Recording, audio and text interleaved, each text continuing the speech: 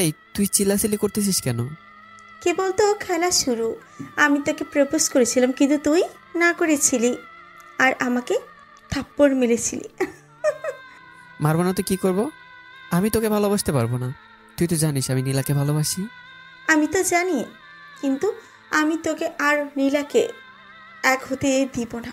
তুই শুধু আমার, আর এখন আমার ভালোবাসা মেনে নে, না হলে আমি তো কেবল আস্তে চিল্লালাম, কিছুক্ষণ পর জোরে চিৎকার দিব, তখন বুঝতেই পারবি।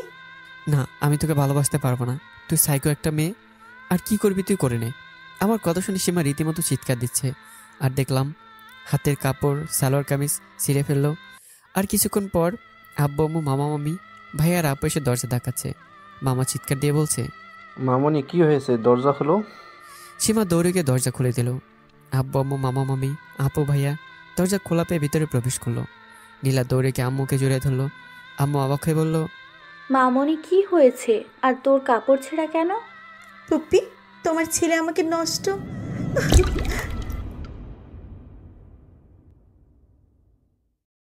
আমি তো সীমার কথা শুনে অবাক আর চুপ করে আছি। কি বললি? মামনি হোসেন এইরকম করেছে? আমি ওরে তো। আম্মু সীমাকে ছাড়িয়ে রেগে আমার কাছে আসলো আর সাথে সাথে আমার গালে ঠাস ঠাস করে 2টা চড় মারলো আর বলতে লাগলো, তোকে তো আমার ছেলে বলতে ঘৃণা হচ্ছে। তুই তোর মামাতো বোনের সাথে এরকম করতে পারলি? আমি কান্না করতে করতে আম্মুকে বললাম, আম্মু আমি এরকমের কিছুই করিনি। সীমা এগুলো বানানো নাটক। আমি তার সাথে কোনো কিছুই করিনি। আম্মু তুমি আমায় বিশ্বাস করো।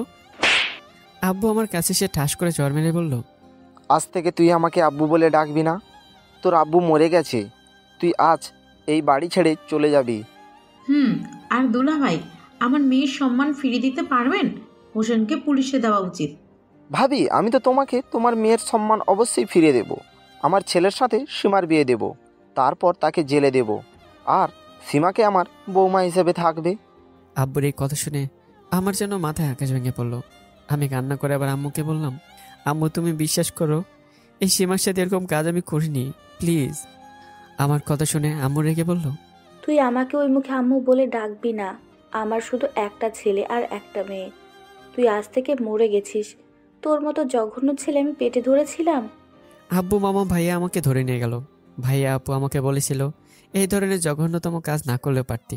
আমি প্রত্যুত্তরে বলেছিলাম, ভাইয়া আপু আমি এরকম কিছুই করিনি। কিন্তু আমার কথা বিশ্বাস করেনি কেউ। আমাকে এখন সবাই মিলে ঘরে বন্ধ করে রেখেছে। আমি বসে বসে কান্না করতেছি আর ভাবতেছি আমি জীবনে সীমাকে ক্ষমা করব না কোনোদিনও। ও, আপনারা তো কিছুই বুঝছেন না তাই না? আচ্ছা বুঝিয়ে বলছি। তার আগে পরিচয়টা দিয়ে নিই। আমি মোহাম্মদ হোসেন খান। এবার আমি অনার্সে উঠলাম। আমি বাবা মার আদরের 3য় সন্তান। কেমন আদরের সেটাও বুঝতে পারবেন। আমি ভাবতেছি আমার নীলার কি হবে, যাকে আমি মন প্রাণ দিয়ে ভালোবাসি। নীল আমাকে বিশ্বাস করবে না তো আব্বু আম্মু সবার মতো সেও আমাকে ভুল বুঝবে। হে আল্লাহ, আমি এখন কি করব? আমি তো সবার হাতে বসলাম। সীমা আমার সাথে যা ব্যবহার করলো, আমি আমার জীবনে তাকে ক্ষমা করব না। আজ নীলা ঢাকায় গেছে বেড়াতে তার মামার বাসায়। সে বলেছিল সেখান থেকে 1 মাস থেকে আবার চলে আসবে। আর বলেছিল আমার সাথে ফোনে সবসময় কথা বলবে। কিন্তু ভাগ্যের আজ নির্মম পরিহাস, সীমা আমাকে এই অপবাদ দিল। আমি এগুলো ভাবতেছি, তখন দরজা খোলার শব্দ পেলাম। সামনে তাকাতেই দেখলাম আম্মুর ভাইয়া এসেছে।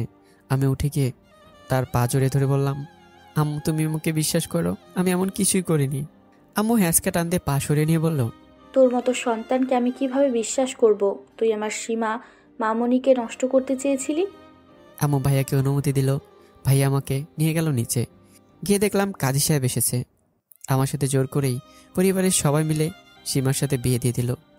দেখলাম সীমা খুব খুশি। আমি মনে মনে ভাবছি, সীমা তুই হাসতেছিস, তোকে আমি কঠিন শাস্তি দেব।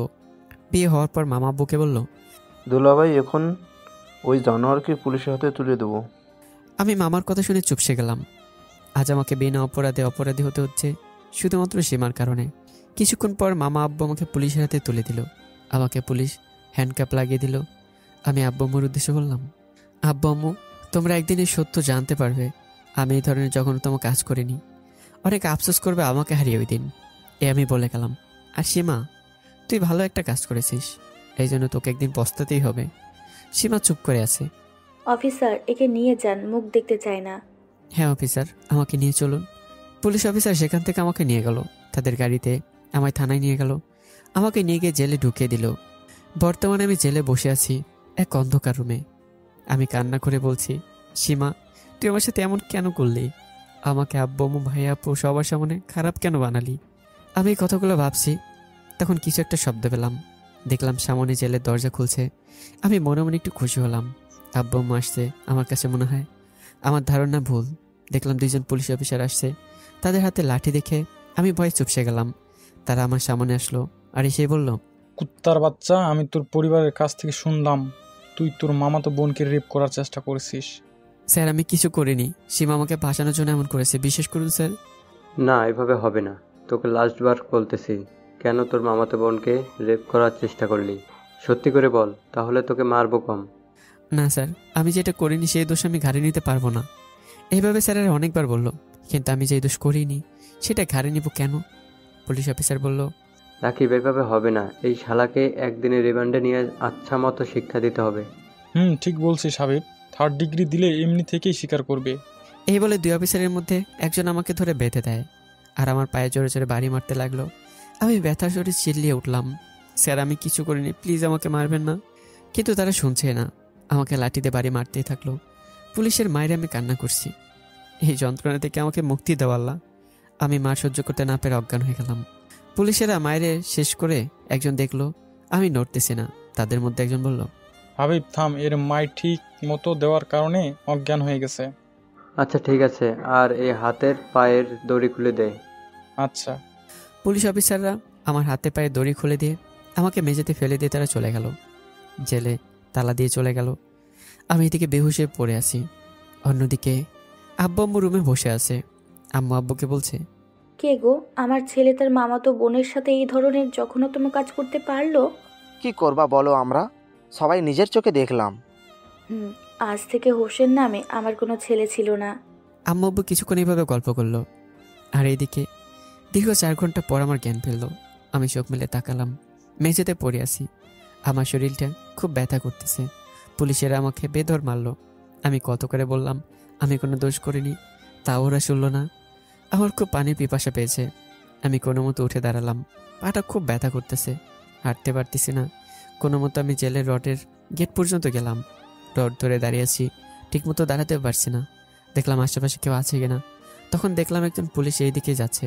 আমি তাকে ডাক দিলাম, স্যার, একটু শুনবেন?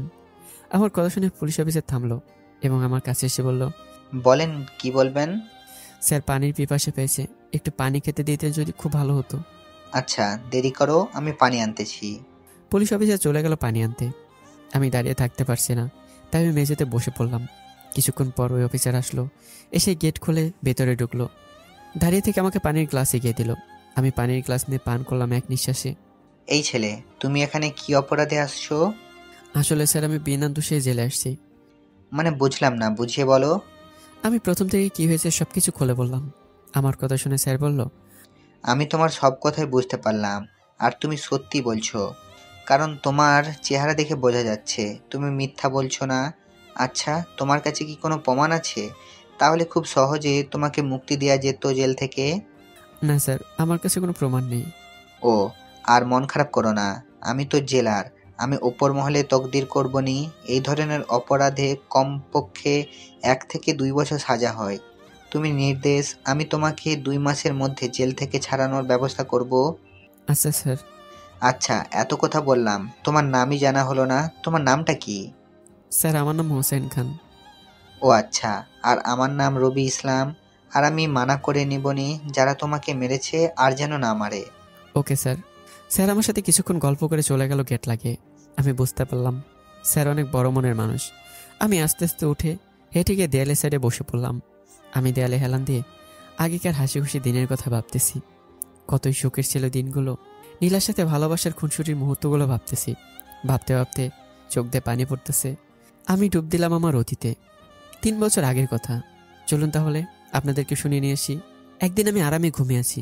তখন আমার আরামের ঘুমটা ভেঙে দিল। আম্মু এসে আমাকে ডাকতে শুরু করলো। আমি ডাকাডাকির কারণে আমার ঘুম ভেঙে গেল। আমি চোখ মিলে তাকালাম। আম্মু আমাকে ডাকতেছে আর আমাকে বলল, আব্বু, তাড়াতাড়ি ঘুম থেকে উঠে পড়, আজকে তোর কলেজের প্রথম দিন। আম্মা আর একটু পর উঠি।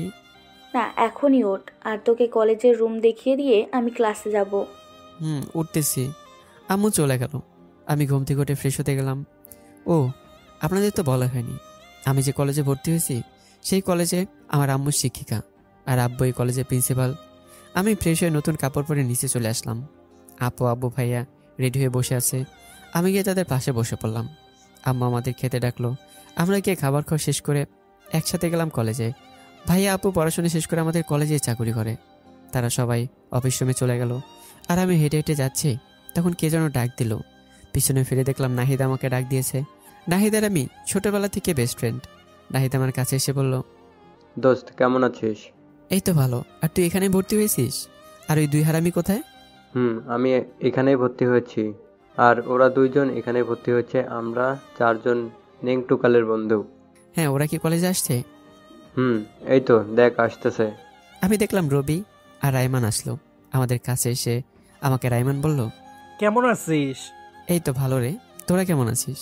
আমরা আল্লাহর রহমতে ভালো আছি। তুই এখানে ভর্তি হয়েছিস তাই না? হ্যাঁ, এটা আমার আব্বুর কলেজ, জানিস না? জানি দোস্ত। এইভাবে আমরা কিছুক্ষণ গল্প করলাম। হঠাৎ আমরা দেখলাম কলেজে একটা কালো গাড়ি প্রবেশ করলো।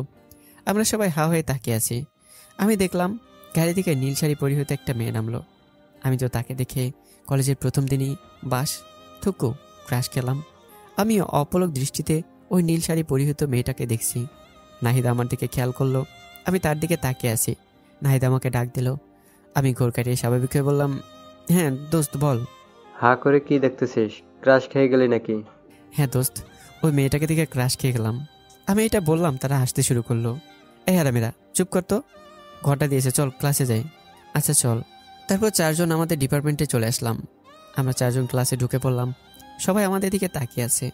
আমরা 4 জন স্মার্ট হয়ে এসেছি, তাই তো। আমরা 4 জন 2 বেঞ্চে বসে পড়লাম। আমার পাশে নাহিদ, আর সামনে রবি আর রাইমান। আমরা 4 জন কিছুক্ষণ গল্প করলাম।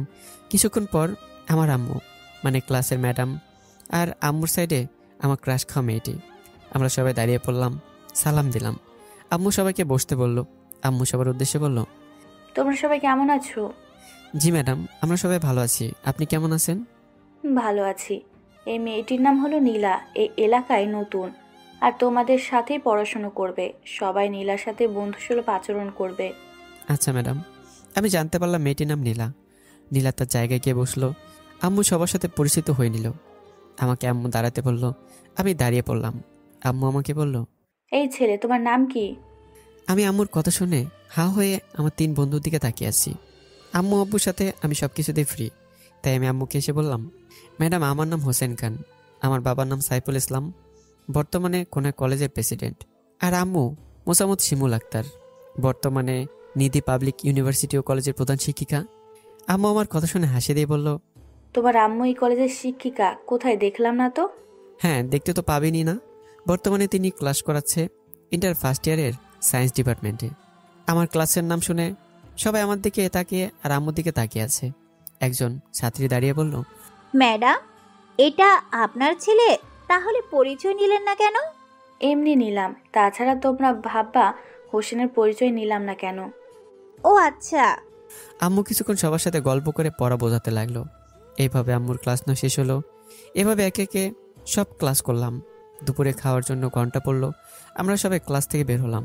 আমরা 4 জন মিলে চলে আসলাম এক গাছের নিচে। ওই গাছের নিচে এসে বসে পড়লাম। আমরা 4 জন গল্প করলাম। তখন একটা মেয়ে আসলো, আমার ক্রাশ নীলা। এসে আমাদের বলল, আমি কি আপনাদের বন্ধু হতে পারি? আমি তো হা হয়ে আছি। আমি স্বাভাবিক হয়ে বললাম, কেন নয়, আমরা ক্লাসমেট, তাই আমরা আজ থেকে সবাই ফ্রেন্ড। আচ্ছা, বন্ধুত্বের মাঝে নো তুমি, শুধু তুই করে কথা বলবো। আচ্ছা ওকে দোস্ত। নীলা আমার পাশে বসে পড়লো। আমরা সবাই কিছুক্ষণ আড্ডা দিলাম। আমরা সবাই ক্লাসে গেলাম। এইভাবে শুরু হলো আমাদের 5 জন ফ্রেন্ডের পথ চলা। কেটে গেল দীর্ঘ 6 মাস। এই 6 মাসে আমার নীলার বন্ধুত্ব অটুট হয়েছে। এখন প্রতিদিন নীলার সাথে ক্লাস করি, মজা করি, আড্ডা দেই। আমার দিনগুলো সুখের কাটতেছে। আমি নীলাকে এই 6 মাসে প্রচণ্ড ভালোবেসে ফেলেছি, কিন্তু বন্ধুত্ব হারানোর ভয়ে আমি আমার ভালোবাসার কথা বলতে পারিনি।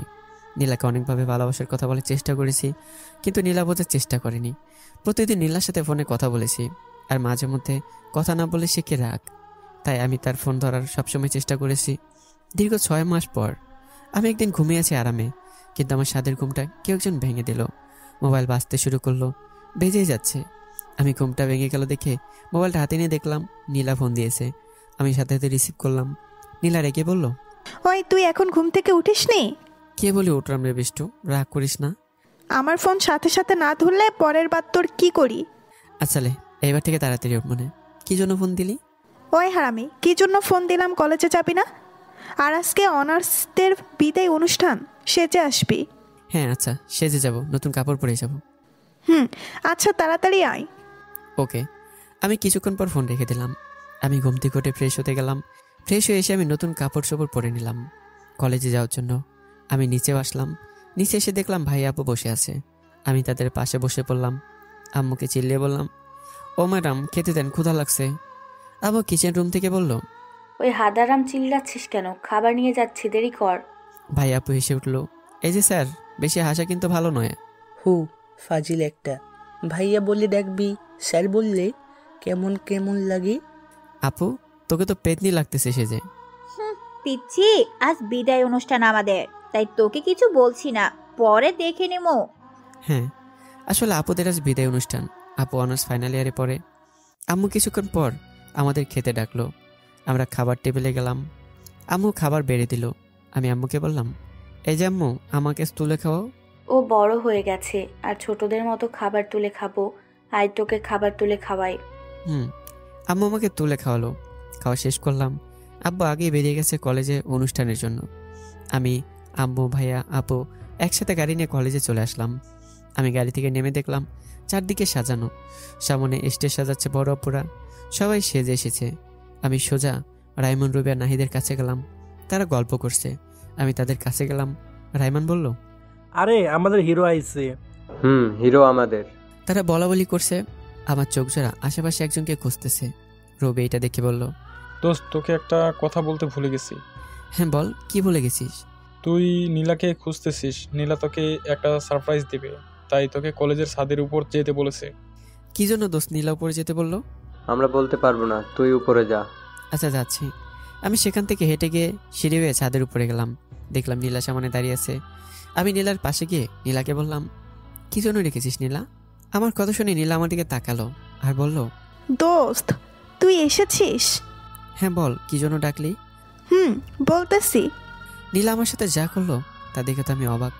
নীলা হাঁটু ঘিরে বসে পিছনে থাকা ফুল আমার সামনে ধরে আমাকে বলল, হোসেন, আমি যখন প্রথম দিন দেখেছিলাম তখনই তোকে আমার ভালো লেগে যায়। আমি তোর সাথে বন্ধুত্ব করি, তোর সাথে চলাফেরা করেছি। তুই একজন সরল মনের মানুষ। তোকে আমি ভালোবেসে ফেলেছি রে হোসেন। তুই আমাকে কি তোর রাত জাগার সঙ্গী হতে দিবি? হোসেন, তোর খুকির আম্মু হতে দিবি আমাকে? পরিশেষে একটা কথাই বলতে চাই হোসেন, আমি তোকে প্রচণ্ড ভালোবাসি। I love you Hossain. Nila এক নিঃশ্বাসে কথাগুলো বলল। আমি তো নীলার কথা শুনে অবাক দৃষ্টিতে তাকিয়ে আছি। এতদিন নীলাকে ভালোবেসে এসেছি। আমি দু একটা ভালোবাসার ইঙ্গিত দিয়েছি, তবে মনে করেছিলাম নীলা আমার ইঙ্গিত বুঝতো না। নীলা আমাকে এতটা ভালোবাসে আমি জানতাম না। আমি আজ খুব খুশি নীলা আমাকে ভালোবাসে। আমার চোখ থেকে পানি পড়তেছে। এটা যে খুশির কান্না। নীলা আমার উত্তর না পেয়ে আমাকে জাগিয়ে বলল, হোসেন কাঁদছিস কেন? আর আমার কথার উত্তর দে। হ্যাঁ, উত্তর দিবি কিন্তু। আমি স্বাভাবিক হয়ে নীলাকে বসা থেকে তুলে তার হাত থেকে ফুল নিয়ে এক হাতে আমি নীলাকে জড়িয়ে ধরে বললাম, নীলা, আমি যখন তোকে প্রথম কলেজে দেখেছিলাম তখন থেকে আমি তোকে ভালোবেসে ফেলেছি। কিন্তু তোর সাথে বন্ধুত্ব হওয়ার পর ভালোবাসার কথা আর তোকে বলতে পারিনি। বন্ধুত্ব হারানোর ভয়ে। নীলা আমাকে ছেড়ে দিয়ে অভিমানী সুরে বলল, যা, আজ থেকে তোর সাথে আমার কথা নাই। হারামি, আমাকে ভালোবাসিস আর ভালোবাসার কথা আমাকে বলতে পারিস নি? আমি কি তোর সাথে বন্ধুত্ব নষ্ট করতাম? আমিও তোকে খুব ভালোবাসি। এখন তুই আমাকে প্রপোজ কর, আর না হলে তোর সাথে কোনো কথা নাই। আচ্ছা, প্রপোজ করতেছি। আমি হাঁটু করে বসে আমার হাতে থাকা ফুল নীলার সামনে ধরে বললাম, নীলা, আমি তোকে প্রথম দেখায় ভালোবেসে ফেলেছি, কলেজের প্রথম দিনেই। নীলা, তুই কি আমাকে তোর ভালোবাসার হাত ধরতে দিবি? আমি তোকে আগলিয়ে রাখবো সারা জীবন। পরিশেষে একটা কথাই বলবো, লাভ ইউ নীলা। নীলা আমার হাত থেকে ফুল নিয়ে বলল, Hossain, I love you too. আমি উঠে নীলাকে জড়িয়ে ধরে থাকলাম। তারপর ছাদে দাঁড়িয়ে থেকে কিছুক্ষণ গল্প করলাম মনের সুখে। এইভাবে শুরু হলো আমাদের পথ চলা। এইভাবে কেটে গেল 3টা বছর। আমি নীলা ইন্টার পাস করেছি। এখন আমি নীলা অনার্সে উঠবো। নীলা আমার উপর এই কয়েক বছর ধরে অধিকার খাটায়। নীলা আমাকে বের কথা বলেছিল, কিন্তু আমি মানা করেছিলাম। আমরা পড়াশোনা শেষ করে তারপর পরিবারের সম্মতিতে বিয়ে করব। নীলার সাথে রাগ অভিমানে হাসি ঠাট্টায় দিনগুলো পার করছিলাম। নীলা আমাদের বাড়িতে আসা যাওয়া করতো। আম্মুর সাথে নীলা অনেক ভালো সম্পর্ক গড়ে উঠেছে। আম্মু মাঝে মধ্যে নীলাকে বাড়িতে আসতে বলতো, আমরা সবাই মিলে গল্প করতাম। 3 বছর পর নীলা আমাকে আজ একটা পার্কে ডেকেছে, তাই আমি রেডি হয়ে আম্মুকে বলে বাইরে আসলাম। আর 1.5 মাস পর কলেজ খুলবে, নতুন ইয়ারে ভর্তি হব আম্মুর কলেজেই। আমি রিক্সায় চড়ে পার্কে চলে আসলাম। পার্কের ভিতরে ঢুকে নীলার কাছে গেলাম। নীলা আমাকে ডেকে বলল, হোসেন তুই এসেছিস? আজ কিন্তু সারাদিন ঘুরে বেড়াবো। আচ্ছা জানু। আরেকটা কথা হোসেন। আচ্ছা বলো। শোন, আমি কাল ঢাকায় যাব 1 মাসের জন্য নানুর বাড়িতে বেড়াতে। ও, না গেলে হয় না? আরে জান, আমি তো 1 মাস পরেই ফিরে আসবো। আসলে নানুর বাসায় ঘুরতে যাওয়া হয়নি তো, আম্মুও যেতে বলতেছে। আর শোন, ওখানে গেলে তুই আমাকে প্রতিদিন ফোন করবি, আমিও তোকে প্রতিদিন ফোন করব। 1 মাস তোকে ছেড়ে থাকতে আমার কষ্ট হবে। ও আচ্ছা, আর 1 মাস পর কিন্তু আসবি, তোকে ছাড়া আমি থাকতে পারবো না। আচ্ছা জান। আমি নীলা কিছুক্ষণ গল্প করে সারাদিন ঘুরে বেড়ালাম একেবারে হাত ধরে। তারপর নীলা তার বাসায় চলে গেল। আমি আমার বাসায় চলে আসলাম সন্ধ্যায়। আমি দরজার সামনে এসে কলিং বেল বাজালাম। কিছুক্ষণ পর দরজা খুলে দিল। দেখলাম সীমা। সীমা আমাকে দেখে বলল, হোসেন আসছিস? কোথায় গেছিলি? এই তো একটু বাইরে ঘুরতে গেছিলাম। তোরা কখন আসলি? এই তো দুপুরে। ও। আমি ভিতরে গেলাম। দেখলাম আব্বু, আম্মু, ভাইয়া, আপু, মামা, মামি গল্প করতেছে। আমি কি আম্মুর পাশে বসে পড়লাম। মামি আমাকে দেখে বলল, হোসেন কেমন আছিস? এই তো মামি, ভালো আছি। তুমি কেমন আছো? এই তো আব্বু, ভালো আছি। হোসেন, তোর পড়াশোনার কি অবস্থা? এই তো মামা, আলহামদুলিল্লাহ ভালো। আমরা সবাই কিছুক্ষণ গল্প করলাম। তারপর আমি আম্মুকে বললাম, আম্মু আমি রুমে গেলাম, ভালো লাগতেছে না। আচ্ছা আব্বু যাও। আমি সোফা থেকে উঠে আমার রুমে আসলাম। এসে বিছানায় বসে নীলাকে ফোন দিলাম। কিছুক্ষণ পর রিসিভ করলো আর বলল, কি বলবি চান বল। কি করতেছিস এখন? এই তো বসে আছি, তুই? আমি বসে থেকে তোর সাথে কথা বলতেছি। তোকে ছাড়া থাকতে আমার 1 মাস কষ্ট হবে। আমার কি ওখানে গিয়ে ভালো লাগবে বল তোকে ছাড়া? আর শোন, প্রতিদিন আমাকে ফোন দিবি, আর না হলে তোর খবর আছে। আমি নীলার সাথে কিছুক্ষণ কথা বলে ফোন রেখে দিলাম। কি যেন আমাকে ডাক দিল। আমি পিছনে তাকালাম, দেখি সীমা আমার রুমে এসেছে। সীমা আমাকে বলল, হোসেন আমি তোকে একটা কথা বলবো, রাগ করবি না তো? আরে রাগ করবো কেন, বলে ফেল। বলতেছি। সীমা এমন একটা কাজ করলো, আমি তো আকাশ থেকে পড়লাম।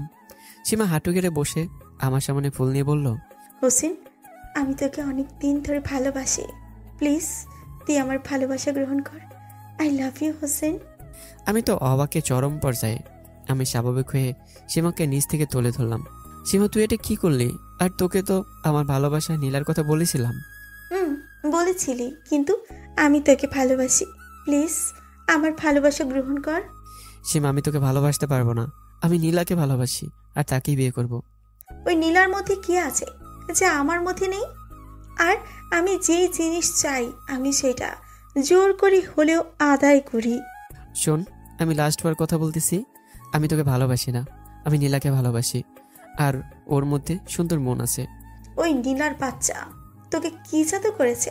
ওই নীলাকে আমি শেষ করে দিব, আমি তোকে ওর কাছ থেকে ছিনিয়ে নিব। সীমার এই কথা শুনে তো প্রচন্ড রাগ উঠে গেল। আমার ভালোবাসার মানুষের নামে এই ধরনের কথা বলে। আমি ঠাটিয়ে সীমার গালে ঠাস করে চড় মারলাম। সীমা গালে হাত দিয়ে দাঁড়িয়ে বলল, তুই আমাকে চড় মারলি?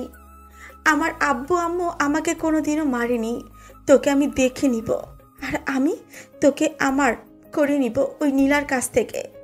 তুই যা করার করে নিস, আমিও দেখব আমার ভালোবাসার মানুষের কিভাবে ক্ষতি করিস। সীমা কান্না করতে করতে চলে গেল। আমি ভাবতেছি, যাকে আমি আমার বোন ভাবলাম সে কি না ভাবতে লাগলো। ছি, খারাপ লাগতেছে এখন। আমি কিছুক্ষণ আমার রাগকে শান্ত করলাম। এইভাবে কিছুক্ষণ বসে থাকার পর আম্মা আমাকে খেতে ডাকলো। আমি নিচে গেলাম খাবার খেতে। আমি গিয়ে টেবিলে বসে পড়লাম। আম্মু খাবার সবাইকে বেড়ে দিতে শুরু করলো। আমি আশেপাশে তাকালাম, দেখলাম সীমা আমার দিকে চোখ গরম করে তাকিয়ে আছে। আমি এদিকে গুরুত্ব না দিয়ে আম্মুর খাবার বেড়ে দিল। আমরা সবাই খাবার খাওয়া শেষ করলাম। খাওয়া দাওয়া শেষ করে যে যা রুমে গেল। আমি আমার রুমে ঘুমোতে আসলাম। কিছুক্ষণ নীলার কথা ভাবতে ভাবতে ঘুমিয়ে পড়লাম। পরের দিন আমি সকাল সকাল ঘুম থেকে উঠলাম। উঠে ফ্রেশ হয়ে বিছানায় বসে পড়তেই পকেটে থাকা ফোনটা বাজতে শুরু করলো। আমি পকেট থেকে ফোন নিয়ে দেখলাম নীলা ফোন দিয়েছে। আমি ফোন রিসিভ করলাম। নীলা আমাকে বলল, হোসেন, ঘুম থেকে উঠেছিস? হ্যাঁ, কিছুক্ষণ আগে উঠলাম। তুই তাড়াতাড়ি বাহিরে আয়, আমি ওয়েট করতেছি। আচ্ছা, যাচ্ছি। আর তুই বাসায় আয়। না, আজ যাবো না, তুই তাড়াতাড়ি আয়। ওকে। আমি জামা কাপড় পরে নিচে গেলাম। আব্বু আম্মু সবাই গল্প করতেছে। আমি বাইরে যেতে আব্বু আমাকে বলল, হোসেন কোথায় যাচ্ছিস? এই তো আব্বু, নীলা আসছে, বাইরে যাচ্ছি। ও নীলা মামুনিকে বাসায় আন। ও আজ আসবে না আম্মু, 1 মাসের জন্য নানুর বাসায় যাচ্ছে। ও আচ্ছা। আমি বাসা থেকে বের হয়ে চলে আসলাম নীলার কাছে। তারপর নীলাকে বললাম, চল নীলা, তোকে বাস স্ট্যান্ড পর্যন্ত এগিয়ে দিয়ে আসি। চলো যান। আমি নীলার রিক্সায় চললাম আর নীলার ব্যাগও নিলাম। রিক্সা নিয়ে সোজা বাস স্ট্যান্ডে গেলাম। বাস স্ট্যান্ডে এসে রিক্সা থেকে নেমে বাসের কাউন্টারে দাঁড়ালাম। নীলা আমাকে বলল, জান, সবসময় কিন্তু আমাকে ফোন দিবা। ওকে। আর তুই কিন্তু আমার ফোন দিবি। আচ্ছা। আমি নীলা দাঁড়িয়ে থেকে কিছুক্ষণ গল্প করলাম। কিছুক্ষণ পর ঢাকাগামী বাস আসলো। নীলাকে আমি বাসে উঠিয়ে দিয়ে বিদায় জানালাম। আমি দাঁড়িয়েছিলাম। কিছুক্ষণ পর বাস ছাড়লো ঢাকার উদ্দেশ্যে। আমি কিছুক্ষণ দাঁড়িয়ে থাকলাম। বাস যত দূর আছে তত দূর পর্যন্ত আমি তাকিয়ে আছি। নিমিষে বাস চলে গেল। আমি বাস স্ট্যান্ড থেকে সোজা বন্ধুদের কাছে চলে গেলাম। আমি তাদের সাথে সারাদিন ঘুরে ঘুরে বাসায় ফিরে এলাম। এভাবে কেটে গেল 2 দিন। ভালো লাগতেছে না নীলাকে ছাড়া। নীলার সাথে সারাক্ষণ ফোনে কথা বলেছি অস্থিরতা থেকে দূরে থাকার জন্য। আমি আজ ঘুম থেকে তাড়াতাড়ি উঠলাম, ফ্রেশ হয়ে নিচে আসলাম খেতে। নিচে এসে আমি বসে থাকলাম। আব্বু আম্মু সবাই টেবিলে বসে থেকে গল্প করছি। আমি দেখলাম সীমা আমার দিকে বারবার তাকাচ্ছে। এটা দেখে আমার গা জ্বলছে। আমি তার দিকে তাকাইনি। আম্মু কিছুক্ষণ পর খাবার বেড়ে দিল। খাওয়া দাওয়া শেষ করে আমরা সোফায় বসে সবাই গল্প করলাম। আমার আজ ভালো লাগতেছে না, তাই আমি আম্মুকে বললাম, আম্মু আমি রুমে গেলাম। আচ্ছা যাও। আমি রুমে থেকে হাঁটা ধরলাম সোফা থেকে উঠেই। অন্যদিকে আমি আসার পরই সীমা মনে মনে বলছে, আজকেই সুযোগ হোসেন, তুই আমাকে চর মেরেছিস তাই না? আজ তোর সাথে এমন কিছু একটা করব তুই ভাবতেও পারবি না। আমি তোকে সারা জীবন এর জন্য পাবো। সীমা উঠে আম্মুকে বলল, ফুপ্পি একটু থাকো, আমি আমার রুম থেকে আসি। আচ্ছা যাও মামনি। সীমা সোফা থেকে উঠে গেল আমার রুমে আসার উদ্দেশ্যে। আর এদিকে আমি হেঁটে রুমে আসলাম। একটু বসতে যাব, তখন কারো চিৎকারের আওয়াজ পেলাম। কেউ বলছে, বাঁচাও বাঁচাও, এই জানোয়ার আমাকে শেষ করে ফেলবে। আমি আওয়াজ শুনতে পেয়ে পিছনে তাকালাম, দেখলাম সীমা। আর তারপর কি হলো তা তো আপনারা সবই জানেন।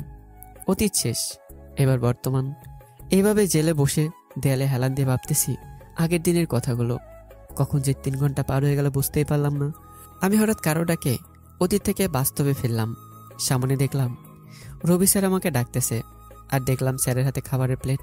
আমি উঠে দাঁড়াতে যাব, তখন স্যার বলল, আরে হোসেন, বসো, উঠতে হবে না, তোমার জন্য খাবার নিয়ে এসেছি, সারাদিন তো তুমি খাওনি। আমি স্যারের কথা শুনে বসে পড়লাম। স্যার টুল নিয়ে বসে পড়ল আমার সামনে। আর স্যার বলল, হোসেন, মনে হয় তোমার ক্ষুধা পেয়েছে, খেয়ে নাও খাবার। আচ্ছা স্যার। স্যার আমার হাতে খাবারের প্লেট দিল। আমি হাত ধুয়ে খাবার তুলে খেতে যাব, কিন্তু খাবার হাত থেকে পড়ে গেল। কারণ আমার হাতে লাগতেছে ওই যে স্যারেরা মেরেছে তার কারণে একটা লাঠির বাড়ি হাতে এসে লেগেছিল। আবার খাবার পড়ে যাওয়া দেখে স্যার বলল, হোসেন, তুমি তো খাইতে পারতেছ না, তোমার হাতে কি হয়েছে? আসলে স্যার আমাকে মারার সময় লাঠির বাড়ি আমার হাতে এসে লেগেছে। ও আচ্ছা, দাও প্লেট, আমি তোমাকে খাইয়ে দেই। স্যার আমি খেতে পারবো। ওই এত বেশি কেন বোঝো, দাও খাইয়ে দেই। আচ্ছা স্যার নিন। আমি স্যারকে দিলাম। স্যার হাতে প্লেট নিয়ে হাত ধুয়ে আমাকে খাবার খাই দিচ্ছে। আমি লক্ষ্য করলাম স্যারের চোখে পানি। তাই আমি স্যারকে খেতে খেতে ভয়ে ভয়ে জিজ্ঞাসা করলাম, স্যার একটা কথা জিজ্ঞাসা করব? আচ্ছা বলো। আসলে স্যার আপনি কাঁদতেছেন কেন? ও এই ব্যাপার, আসলে আমার ছোট্ট একটা ছেলে ছিল, কিন্তু সে 22 বছর আগে হারিয়ে গেছে। তাকে অনেক খুঁজেছি কিন্তু পাইনি। ও আর স্যার মাফ করবেন এই ধরনের কথা বলার জন্য। আরে সমস্যা নাই। স্যার আমাকে তার হাতে খাবার খেয়ে দিয়ে চলে গেল। আমি পানি খেয়ে দেয়ালে হেলান দিয়ে ঘুমিয়ে গেলাম। এভাবেই কেটে গেল 1 মাস। এই 1 মাসে আমি জেলে স্যারের সাথে ছাড়া অন্য কারোর সাথে কথা বলিনি। কিন্তু আমার একটা বিষয় খুব কষ্ট লেগেছে, আমার আব্বু আম্মু আমাকে একটিবারও দেখতে আসেনি। আমি বেঁচে আছি না মরে আছি। আমি প্রতি রাতে আব্বু আম্মুর জন্য কেঁদেছি। আম্মুকে দেখতে আমার মনটা খুবই চাচ্ছে, কিন্তু পারতেছি না। আর জেলের কোনো অফিসার আর আমাকে মারেনি। রবি স্যার তাদের বলেছে আমাকে না মারতে। এই 1 মাস আমার নীলার কথা খুবই মনে পড়েছে। নীলার সাথে আমি কোনো প্রকার যোগাযোগ করতে পারিনি। আমার কষ্টের মাত্রা খুবই বেড়ে গেছে। পরিবারের কেউ, ভাইয়া, আপু, আব্বু, কেউ আমার সাথে কথা বলতেও আসেনি। নীলা আমার সাথে যোগাযোগ না করতে পারায় আমার উপর সে খুব রাগ করবে। আর সে যখন জানতে পারবে আমি জেলে আছি, আমি আমার মামাতো বোনকে রেপ করার চেষ্টা করেছি, তখন আমাকে সে খুব ঘৃণা করবে। আমি তো শুধু জানি আমি আমার মামাতো বোনের সাথে কিছুই করিনি। আমার কথা তো কেউ বিশ্বাস করবে না। এমনকি নীলাও শুধু আমাকে রবি স্যার মানে এই পুলিশ অফিসারে বিশ্বাস করেছে আমি আমার মামাতো বোনের সাথে কিছুই করিনি। এভাবে দেখতে দেখতে কেটে যায় 1 মাস। 1 মাস পর অন্যদিকে নীলা তার নানুর বাসায় যাওয়ার পর আমার সাথে 2 দিন কথা বলেছে, কিন্তু 3 দিনের মাথায় ফোন দিলে আমাকে আর পায় না। ফোন বন্ধ বলে। আবার সে চেষ্টা করলো আমাকে ফোন দেওয়ার জন্য, কিন্তু ফোন বারবার বন্ধই বলেছে। পরে নীলা ভাবলো মনে হয় আমার ফোনে চার্জ শেষ হয়েছে, তাই মোবাইল বন্ধ। পরে ফোন দেবে ভাবলো, আর এইভাবে ফোন রেখে দেয়। এইভাবে নীলা 10 দিন কেটে যায়, কিন্তু নীলা খুব কষ্টে আছে। আমার 10 দিন যাবৎ ফোন বন্ধ পাচ্ছে, এজন্য সে যোগাযোগ করতে পারছে না। নীলা রাগে অভিমানে কান্না করে। নীলা প্রতি রাতে ফোনের দিকে তাকিয়েছিল যে আমি তাকে কখন ফোন দেব। নীলা মনে মনে ভাবে তার নানু মামাকে বলতে পারছে না যে বাসায় যাবে, কিন্তু সে তো কথা দিয়েছে 1 মাস থাকবে। এইভাবে নীলার কষ্টে 1 মাস কেটে যায়। সে 1 মাস ধরে আমার সাথে যোগাযোগ করতে পারে না। নীলা অনেক অভিমান আর ক্ষোভের মধ্যে আছে, আমার উপর রেগে আছে। আজ নীলার বাসায় যাওয়ার দিন, তাই বাসা থেকে গাড়ি এসেছে। সে আজ মনে মনে ভাবছে আজ আমার মজা দেখাবে, যে ওর সাথে 1 মাস ধরে দেখা করেনি, কথা বলেনি, বাসায় আসলে আমাকে পেটাবে, কেন এতদিন যোগাযোগ রাখেনি তার ফল বোঝাবে। এসবই নীলা মনে মনে ভাবতে থাকে। নীলা তার নানা নানি, মামা মামি, বোন ভাইয়ের কাছ থেকে বিদায় নিয়ে তাদের গাড়িতে উঠল। আজ সে অনেক খুশি বাসায় আসবে বলে, আর আমাকে কি করবে সে নিজেও জানে না। গাড়ি চলতে শুরু করলো। প্রায় 6 ঘন্টা পর নীলা তার এলাকায় চলে আসলো। নীলা ড্রাইভারকে বলল, চাচা আপনি আমাদের বাসায় না গিয়ে হোসেনের বাসায় যাবেন? আচ্ছা মামুনি। নীলা আজ খুব রেগে আছে, আমাকে যে কি করবে সে নিজেও জানে না। গাড়ি আমার বাসার উদ্দেশ্যে চলতে শুরু করলো। এইদিকে আমি জেলে বসে আছি। এখন সকাল হয়েছে, ঘুম থেকে অনেকক্ষণ আগে উঠেছি। তখন দেখলাম কেউ একজন দরজা খুললো। আমি উঠে দাঁড়ালাম, দেখলাম রবি স্যার। আর সে আমার কাছে এসে বলল, হোসেন আমি আজ সাকসেস। কেন স্যার? আমি উপরমহল পুলিশের ঊর্ধ্বতম অফিসারের কাছে তোমার নামে তকদির করেছিলাম জেল থেকে ছাড়ানোর জন্য 15 দিন আগে, কিন্তু আজ তারা থানায় নোটিশ দিয়েছে তোমাকে জামিন দেওয়ার জন্য। জেল থেকে তোমার আজ মুক্তি। আমি স্যারের কথা শুনে খুশিতে কান্না করে দিলাম। আমি এত তাড়াতাড়ি জেল থেকে ছাড়া পাবো? আমি খুশিতে স্যারকে জড়িয়ে ধরে বললাম, থ্যাংক ইউ স্যার, আপনার কাছে আমি চিরকৃতজ্ঞ। এই পাগল ছেলে, কান্না করছো কেন? কান্না থামাও।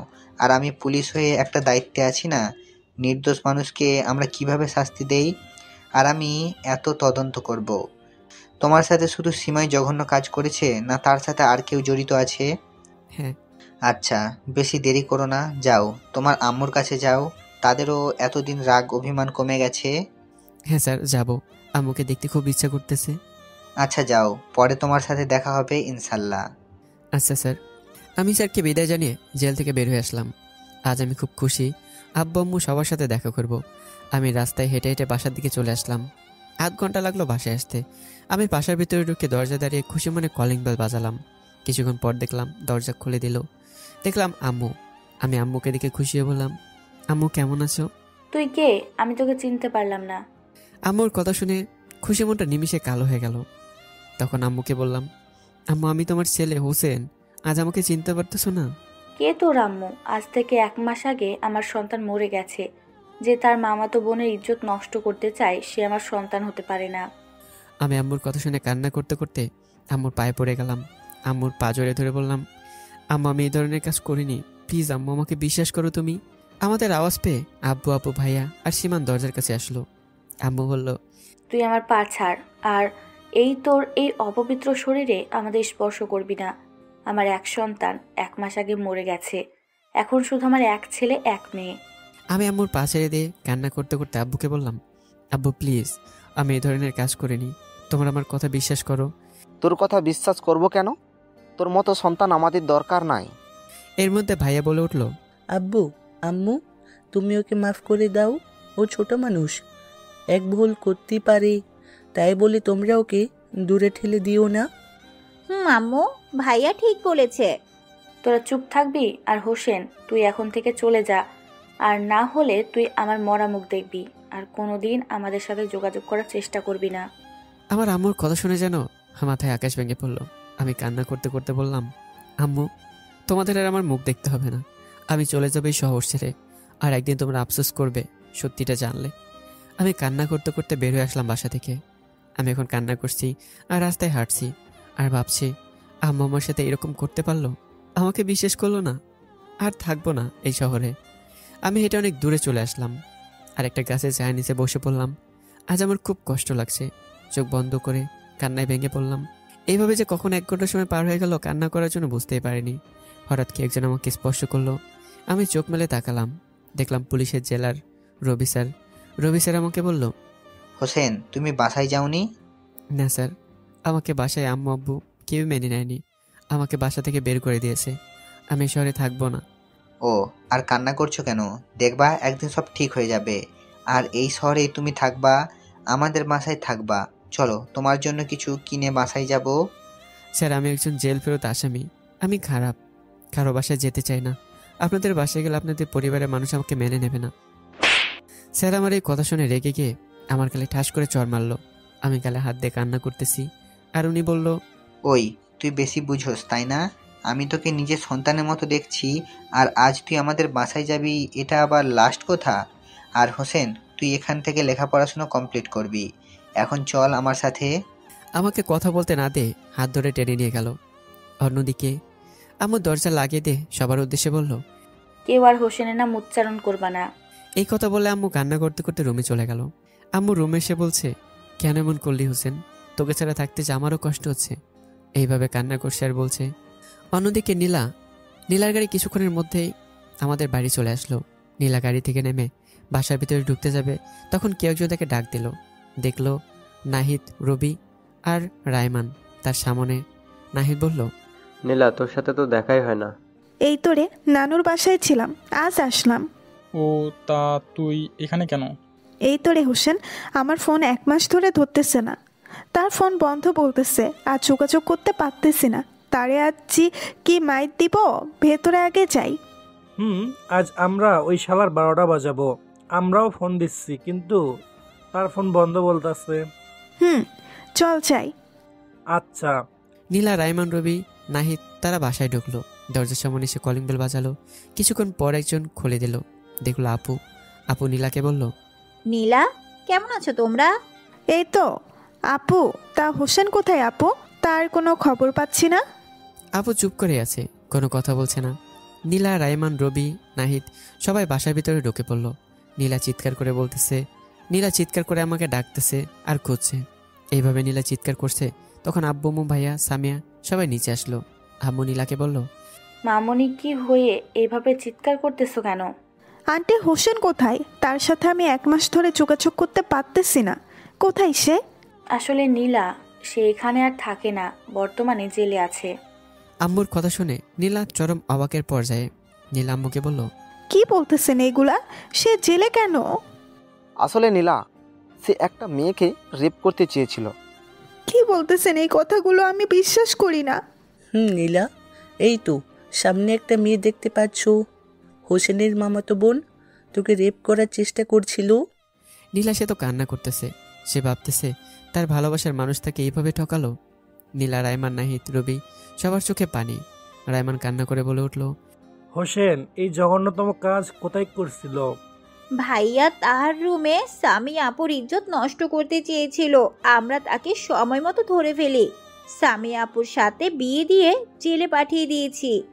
এই কথাগুলো আপুর মুখ থেকে শুনে নীলার কান্নার মাত্রা আরো বেড়ে গেল। হঠাৎ তার একটা কথা মনে পড়ে গেল। আম্মুকে বলল, হোসেনের রুমে এখন আর কেউ থাকে কি? না, নীলা, তার রুমে কেউ থাকে না। ওর মতো খারাপ ছেলের ঘরে কেউ থাকবে না বলে দিয়েছি। তার রুম বর্তমান বন্ধ করা আছে। ও, তার রুমের চাবিটা একটু দিন। আমার কিছু নোটস, বই ওখানে আছে। আচ্ছা, দিচ্ছি। আব্বু নীলাকে তার ছেলের রুমে চাবি দিল। নীলা চাবি নিয়ে কান্না করে উপরে উঠে আমার রুমের দিকে গেল। আমার রুমের তালা খুলে সে দেখলো একটা প্রিন্টিং। ওর উপরে তাকালো, দেখলো ঠিকই আছে। নীলাকে টুল নিয়ে ওই প্রিন্টিংটা নামালো। নেমে প্রিন্টিং ফ্রেমের উপর থাকা একটা জিনিস সে নিল। নীলা ভাবতেছে, আমার হোসেন আসলে কি তার মামাতো বোনকে রেপ করার চেষ্টা করেছে? এটাই হিডেন ছোট স্পাই ক্যামেরা বলে দেবে। নীলা হিডেন ক্যামেরায় মেমোরি মোবাইলে তুলে সে দেখলো ভিডিওটা, এবং সেই ভিডিওটা দেখে প্রচন্ড রেগে গেল সীমার উপর। সে আর রুমে 1 মিনিটও দেরি না করে নিচে চলে আসলো। রায়মান জিজ্ঞাসা করল, কি আনলি দোস্ত হোসেনের রুম থেকে? কি আনলাম পরে বলবো। নীলা সীমার কাছে গিয়ে বলল, হোসেন তোমার কি সত্যিই ইজ্জত নষ্ট করার চেষ্টা করেছে? আপু, আর এমন প্রশ্ন করতেছেন কেন? আমি মেয়ে হয়ে কি কারণ আমি মিথ্যা বলবো? সীমার কথা শুনে নীলা যা করলো, নীলা ঠাটিয়ে ঠাস ঠাস করে 4টা চর মারলো সীমাকে। নীলা চর মারে দেখে উপস্থিত থাকা সবাই অবাক হলো। নীলা চর খেয়ে সীমা তাল সামলাতে না পেরে পড়ে গেল মাটিতে। নীলার আগে সীমাকে এলোপাথারিভাবে লাথি মারতে থাকলো। এটা দেখে সবাই অবাক। সাথে সাথে রাইমান, রবি, নাহিদ নীলাকে আটকালো সীমাকে লাথি মারা থেকে। এমন দৌড়ে এসে সীমাকে ধরলো। নীলা রেগে মেগে রাইমানকে বলে, রাইমান আমাকে ছাড়, আজ আমি ওকে মেরেই ফেলবো। আরে দোস্ত, তুই নির্দোষ মেয়েকে মারতেছিস কেন? বেশি কথা না বলে আমাকে ছাড়, আজ আমি ওর অবস্থা খারাপ করে দিব। নীলাকে কেউ আটকাতে পারছে না। আম্মু গিয়ে সীমাকে ধরে তোলে। নীলাকে রেগে বলল, নীলা, তুমি আমার বৌমাকে মারলা কেন? ওকে মারবো না, আদর করবো, আজ ওকে আমি মেরেই ফেলবো। আম্মু নীলার কথা শুনে নীলার কাছে এসে ঠাস করে একটা চর মেরে বলল, বেয়াদব মেয়ে, তুমি কেন আমার বৌমারে মারলে? আমার বাসা থেকে চলে যাও। সীমাকে চর মারার কারণে তার মুখ থেকে রক্ত পড়তেছে আর সীমা কান্না করছে। নীলা রেগে চিৎকার দিয়ে বলল, মারেন, আরো মারেন। আমাকে আপনি কেমন মা জননী নিজের সন্তানকে বিশ্বাস করলেন না? আব্বু রেগেই বলল, নীলা হোসেন এই জঘন্যতম কাজ করেছে, সেইটা আমরা নিজের চোখে দেখেছি। আঙ্কেল, নিজের চোখে দেখাও ভুল হয়। নীলার কোনো কথা না বলে পকেটে থেকে ফোন বের করে আম্মু সামনে ধরে বলল, মা জননী দেখেন, আপনার সন্তান ভুল না, আপনাদের চোখে দেখা ভুল। নীলা ভিডিওটা চালু করে দিল আম্মুকে। আর আম্মু নীলার কাছ থেকে মোবাইল টেনে ভিডিওটা দেখছে। ভিডিওটা দেখে আম্মু অবাক। সেই ভিডিওতে তার ছেলে তার মামাতো বোনকে রেপ করার চেষ্টা করেনি, বরং সীমাই এই নাটকটা সাজিয়েছে। আম্মু ভিডিওটা দেখে কান্না করতে করতে সবাই বসে পড়ল। আব্বু বলল, নিধির আম্মু, তুমি কান্না করতেছো কেন? আর ভিডিওতে কি আছে? আম্মু কান্না করতে করতে আব্বুর হাতে মোবাইলটা দিল। আব্বু মোবাইলটা নিয়ে ভিডিও দেখে শোকাহতভাবে বসে পড়লো কান্না করতে করতে। আর আম্মু কান্না করে দিয়ে বলল, আমি আমার নিজের সন্তানকে চিনতে পারলাম না, কেমন মা আমি? পুরো পরিবারই স্তব্ধ। শোকের ছায়া বয়ে যাচ্ছে। সামিয়া তো ভয়ে চুপসে গেছে। সে ভাবছে যে আজ সে ধরা পড়ে গেল। হঠাৎ নীলা সীমাকে বলে উঠল রেগেই, সামিয়া, তোকে যদি এই বাড়িতে পরবর্তীতে দেখি, ওই দিন তোকে আমার হাত থেকে কেউ বাঁচাতে পারবে না। সীমা কথাটা শুনে মাথা নিচু করে ফেলে ভয়ে। আম্মু আব্বুকে বলে উঠল কান্না করে, কে গো, তুমি আমার সন্তানকে এনে দাও প্লিজ। যাব, কিন্তু তাকে কোথায়? তাকে খুঁজবো? তাকে তো আমরা তখন বের করে দিলাম বাসা থেকে। আমি কোনো কথা শুনতে চাই না, আমার সন্তানকে তুমি এনে দাও, আমার কোলে ফিরিয়ে দাও। আম্মু, কান্না করো না প্লিজ, আমরা যাচ্ছি আমার ভাইকে ফিরিয়ে আনতে। রাসেল, দেরি করা ঠিক হবে না। তখন হোসেন বলছিল এই শহর ছেড়ে যাবে, তাকে আটকাতে হবে। আব্বু চলো। আর সামিয়া, আমার ভাই তোর কি ক্ষতি করেছিল? আমার আম্মুর কাছ থেকে আমার ভাইটাকে আলাদা করলি, আর তোকে যেন এই বাড়িতে এসে না দেখি। মামা মামির কাছে চলে যাবি। সীমা চুপ করে আছে। আব্বু আম্মু ভাইয়া আপু রাইমান নাহিদ রবি নীলা সহ সবাই বাড়ি থেকে গাড়ি নিয়ে বের হলো। আমাকে সবাই খুঁজতে লাগলো বাস স্ট্যান্ডে, কিন্তু তারা তন্ন তন্ন করে খুঁজলো, কোথাও তারা আমাকে খুঁজে পেল না। সবাই হতাশ হয়ে বাসার দিকে যাচ্ছে। আম্মু জোরে জোরে কান্না করে বলল, কে গো, আমি আমার সন্তানকে হারিয়ে ফেললাম। প্লিজ কান্না করো না, আমাদের দেখো। হোসেন একদিন আমাদের কাছে ফিরে আসবে। হোসেন আমাদের সাথে কথা বলবে তো? আরে আম্মু, কান্না করো না, আমার ভাই আমাদের উপর অভিমান করে থাকবে না, দেখে নিও। তাই যেন হয় আব্বু। আব্বু আম্মু ভাইয়া আপু সবাই বাসায় চলে গেল। নীলা গাড়ি নিয়ে বাসায় চলে আসলো। তার বন্ধুরা বাস স্ট্যান্ড থেকে অন্য জায়গায় খুঁজতে আসলো আমাকে। নীলা বাসায় এসে গাড়ি থেকে নেমে কান্না করতে করতে দৌড়ে রুমে চলে গেল। তার আম্মু ভাবতেছে যে তার আবার কি হলো, কান্না করতেছে কেন? সে তো তার নানা নানির বাসায় ভালোভাবেই ছিল। নীলার আম্মু ভাবতে ভাবতেই উপরে গেল নীলাকে ডাকতে। গিয়ে দেখলো দরজা লাগানো। নীলার আম্মু নীলাকে ডাকতেছে। নীলা দরজা লাগিয়ে দিয়ে বিছানায় শুয়ে থেকে কান্না করছে। আর সে শুনতে পেল আম্মু ডাকতেছে। সে কান্না করতে করতে বলছে, আমি আমার ভালোবাসাকে হারালাম, কেন আমি নানুদের বাসায় গেলাম, কেন আমি আমার হোসেনের পাশে থাকতে পারলাম না। নীলার রাগে কান্না করে শোয়া থেকে উঠে ঘরে জিনিস লাথিতে ভাঙতেছে। সে সব কিছু কান্না করছে আর ভাঙছে। জিনিসপত্র ভাঙার শব্দ শুনে তার আম্মু দরজা ধাক্কাতে ধাক্কাতে বলতেছে দরজা খোলার জন্য। আর কি হয়েছে সেটা শুনতে যাচ্ছে, কিন্তু নীলা তো দরজাই খুলছে না। নীলার আম্মু দৌড়ে নিচে গিয়ে তার আব্বুকে ফোন দিল। কিছুক্ষণ পর সে ফোন ধরলো। নীলার আব্বু, তুমি কোথায়? এই তো গো, বাহিরে আসি। নীলা মামুনির কি যেন হয়েছে, সে রুমে এসে কান্না করতেছে আর জিনিসপত্র ভাঙচুর করতেছে। আমি তাড়াতাড়ি যাচ্ছি। মামুনির আবার কি হলো? আর শোনো, আমার সাথে একটা ছেলে আসবে। আচ্ছা, তুমি তাড়াতাড়ি আসো। নীলার আম্মু ফোন কেটে দিয়ে সে তাড়াহুড়ো করে রুমের দিকে আসলো। এসে নীলাকে ডাকছে, কিন্তু সে খুলছে না। নীলার আম্মু আবার নীলাকে বলল, নীলা মামুনি, এইবার দরজা না খুললে কিন্তু আমার মরা মুখ দেখবি। তাড়াতাড়ি খোল। নীলা কান্না করতে করতে সে যখন এই কথাগুলো শুনলো, দেরি না করে দরজা খুলে দিয়ে শুয়ে পড়লো। নীলা তার আম্মুকে খুব ভালোবাসে। তার আম্মু সে ক্ষতি চায় না। সে চায় তার আব্বু আম্মু 1000 বছর বেঁচে থাকুক। আর নীলার আম্মু নীলাকে প্রচণ্ড ভালোবাসে। তার চোখের মনি নীলা। নীলার আম্মু ভিতরে ঢুকে দেখলো চারিপাশে জিনিসপত্র ভাঙা অবস্থায় পড়ে আছে। নীলার আম্মু বিছানায় গিয়ে নীলার পাশে বসে পড়লো। নীলার আম্মু তার মেয়ের হাত ধরে বলল, আমার আম্মুটা কান্না করতেছে কেন? কি হয়েছে তোমার মামুনি? নীলা কোনো কথা না বলে তার আম্মুকে জড়িয়ে ধরে কান্না করতে থাকলো। নীলার আম্মু তার মাথায় হাত বুলিয়ে দিয়ে বলল, মামুনি কি হয়েছে তোমার? বলো। আমার ভালো না আমার আম্মুটা কান্না করলে। কিছুক্ষণ কান্না করে তার আম্মুকে ছেড়ে দিয়ে মাথা নিচু করে ছোট বাচ্চাদের মতো কান্না করে বলল, আম্মু জানো, আমি আমার ভালোবাসার মানুষকে হারিয়ে ফেলছি। বুঝলাম না, আর খুলে বলো কি হয়েছে। আম্মু, হোসেনের বাসায় গেছিলাম, গিয়ে দেখি হোসেনকে মিথ্যা অপবাদের তার আব্বু আম্মু বের করে দিছে। পরে তারা ভুল বুঝতে পেরে আমরা সবাই মিলে খুঁজতে গেলাম, গিয়ে তাকে কোথাও খুঁজে পাইনি। নীলার আম্মু 2 হাত দিয়ে নীলার চোখের পানি মুছে দিয়ে বলল, মামুনি, তুমি কান্না করো না। দেখো, তোমার ভালোবাসা একদিন তোমার কাছে ফিরে আসবে। এখন কান্না থামাও। নীলা মন খারাপ করে তার আম্মুর কোলে শুয়ে পড়ল। তার আম্মু তার মাথায় হাত বুলিয়ে দিচ্ছে। এইদিকে আমাকে স্যার আর কথা না বলতে দিয়ে আমার হাত ধরে টেনে নিয়ে গেল ওখান থেকে শপিং মলে। আর আমাকে শপিং মলে নিয়ে গিয়ে কিছু কাপড় কিনে দিল। আমি মানা করতে চাচ্ছি যে এত কাপড় নিব না। একবার বলেছিলাম, কিন্তু স্যার আমার উপর আরও রেগে যায়। তাই ভয় আর কিচ্ছু বলিনি। জিনিসপত্র কিনে এনে শপিং মল থেকে বাইরে আসলাম। আমি স্যার হাঁটতেছি আর গল্প করতেছি। তখন স্যারের মোবাইলে কে যেন ফোন দিল। স্যার পকেট থেকে মোবাইলটা বের করে দেখে আমাকে বলল, হোসেন, একটু দেরি করো, বাসার থেকে ফোন দিচ্ছে, কথা বলে আসি। আচ্ছা স্যার, কথা বলে আসেন। স্যার একটু সাইডে গিয়ে ফোন রিসিভ করে কিছুক্ষণ কথা বলে আবার আমার কাছে আসলো। আমি দেখলাম স্যারকে অস্থিরতা দেখাচ্ছে। আমি ভয় ভয় বললাম, স্যার একটা কথা বলবো? বলো। স্যার আপনাকে তো অস্থির দেখাচ্ছে কেন? কিছু কি হয়েছে? হোসেন, চলো বাসায় যাই। তোমার আন্টি একটু তাড়াতাড়ি যেতে বলেছে, কিছু সমস্যা হয়েছে। আচ্ছা স্যার চলেন। স্যার গাড়িতে উঠলো, আমি উঠে পড়লাম। স্যার গাড়ি চালাতে শুরু করলো। কিছুক্ষণের মধ্যে একটা বাসার সামনে গাড়ি থামালো। স্যার, আমি নিচে নেমে পড়লাম। সামনে দেখলাম বিশাল একটা বাড়ি। তখন স্যার বলল, হোসেন, বাসায় এসে পড়েছি, তাড়াতাড়ি ভিতরে চলো। আচ্ছা স্যার। আমি স্যার আলিশান বাসার ভেতরে ঢুকলাম। ভেতরে এসে স্যার আমাকে বলল, তুমি একটু সোফায় বসে থাকো, আমি উপর থেকে আসি। আচ্ছা স্যার।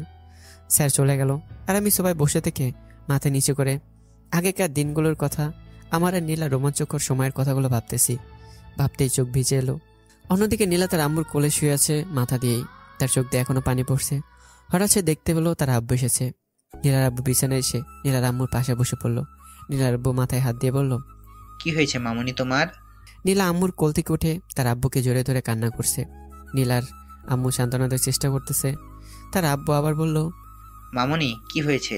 আর তোমাকে কে কাঁদাইছে? তার নাম বলো, আমি তার কি হাল করি। প্লিজ তুমি নীলাকে আর এইসব বলো না, তার মনের অবস্থা ভালো না। আচ্ছা বলবো না। আর তুমি নিচে গিয়ে, একটা ছেলে আসছে, সে এখানে কিছুদিন থাকবে, তাকে কিছু খেতে দাও, অনেকক্ষণ ধরে কিছু খায়নি। আচ্ছা যাচ্ছি। আর আমার মামুনি খেয়াল রেখো, আমি তার জন্য খাবার নিয়ে আসছি। ওকে। নীলার আম্মু চলে গেল নিচে।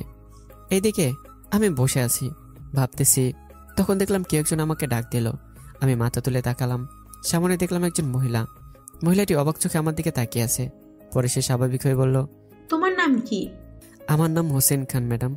ও, আর আমাকে ম্যাডাম বলতে হবে না, আমাকে আন্টি করেই বলবা। আচ্ছা। আমি বুঝতে পারলাম এটা স্যারের ওয়াইফ। সে আমাকে বলল, আসো বাবা, তোমাকে খেতে দিই। না আন্টি, আমার ক্ষুধা নেই। শোনো, বেশি কথা বলবা না, খাইতে রাখছি, তুমি আসো। আচ্ছা আন্টি। আমি ওইটা টেবিলে গিয়ে বসলাম। আন্টি আমাকে খাবার বেরিয়ে দিয়ে বলল, তুমি খাবার খাও, আমি উপরে এই খাবার দিয়ে আসি। আচ্ছা আন্টি। আন্টি চলে গেল আর আমি খাবার খেতে লাগলাম। অন্যদিকে নীলার আম্মু খাবার নিয়ে রুমে আসলো। নীলার পাশে বসে বলল, আমি ওই ছেলেকে খাবার দিয়েছি, এখন আমার মামুনিটাকে খাইয়ে দিই। আচ্ছা দাও। নীলার আম্মু হাতে খাবার নিয়ে এক লোকমা নীলার মুখের সামনে ধরে বলল, মামুনি হা করো। না আম্মু, আমি খাবো না। বেশি কথা বলবা না, খাবার খাইতে বলেছি খাবা, আর খাওয়া শেষ হলে তোমার জন্য একটা সারপ্রাইজ রয়েছে। নীলা চুপ করে মন খারাপ করে খাবার খেয়ে নিল। খাবার খাওয়া শেষ করে নীলার আম্মু হাত ধুয়ে টেবিল থেকে একটা ল্যাপটপ এনে সেটা চালু করলো।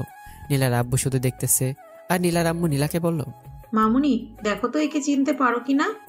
আম্মু ভালো লাগতেছে না, পরে দেখবো নি। আরে মামুনি একবার দেখো। নীলার আম্মু নীলার সামনে ল্যাপটপটা ধরলো। নীলার আব্বু দেখতেছে। নীলা একটু মাথা তুলে নামাতেই তার চোখ কপাল উঠে গেল। নীলা তাড়াতাড়ি করে ল্যাপটপ নিয়ে দেখে অবাক। আসলে নীলাদের বাসায় ক্যামেরা সেট করা আছে। সে অবাক চোখে বলল, আম্মু এটা হোসেন, আমার ভালোবাসা। এখন সে নিচে বসে থেকে খাবার খাচ্ছে, আর আমি তখনই তাকে চিনে গিয়েছিলাম। তুই একবার আমাকে তার ছবি দেখাইছিলি। আম্মু আমি গেলাম তার কাছে। নীলা বিছানা থেকে উঠে দৌড়ে গেল খুশিতে।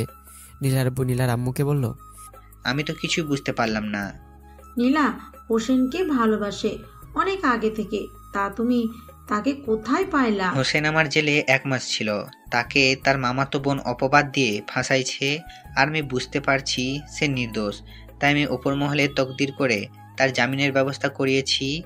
ও ভালো হয়েছে, আমার মামুনি আর কষ্টে থাকবে না। আমি তার কষ্ট দেখতে পারি না। আমি চাই আমার মামুনি সারা জীবন সুখে থাকুক। নীলা আমাদের একমাত্র মেয়ে, তার সুখেই আমার সুখ।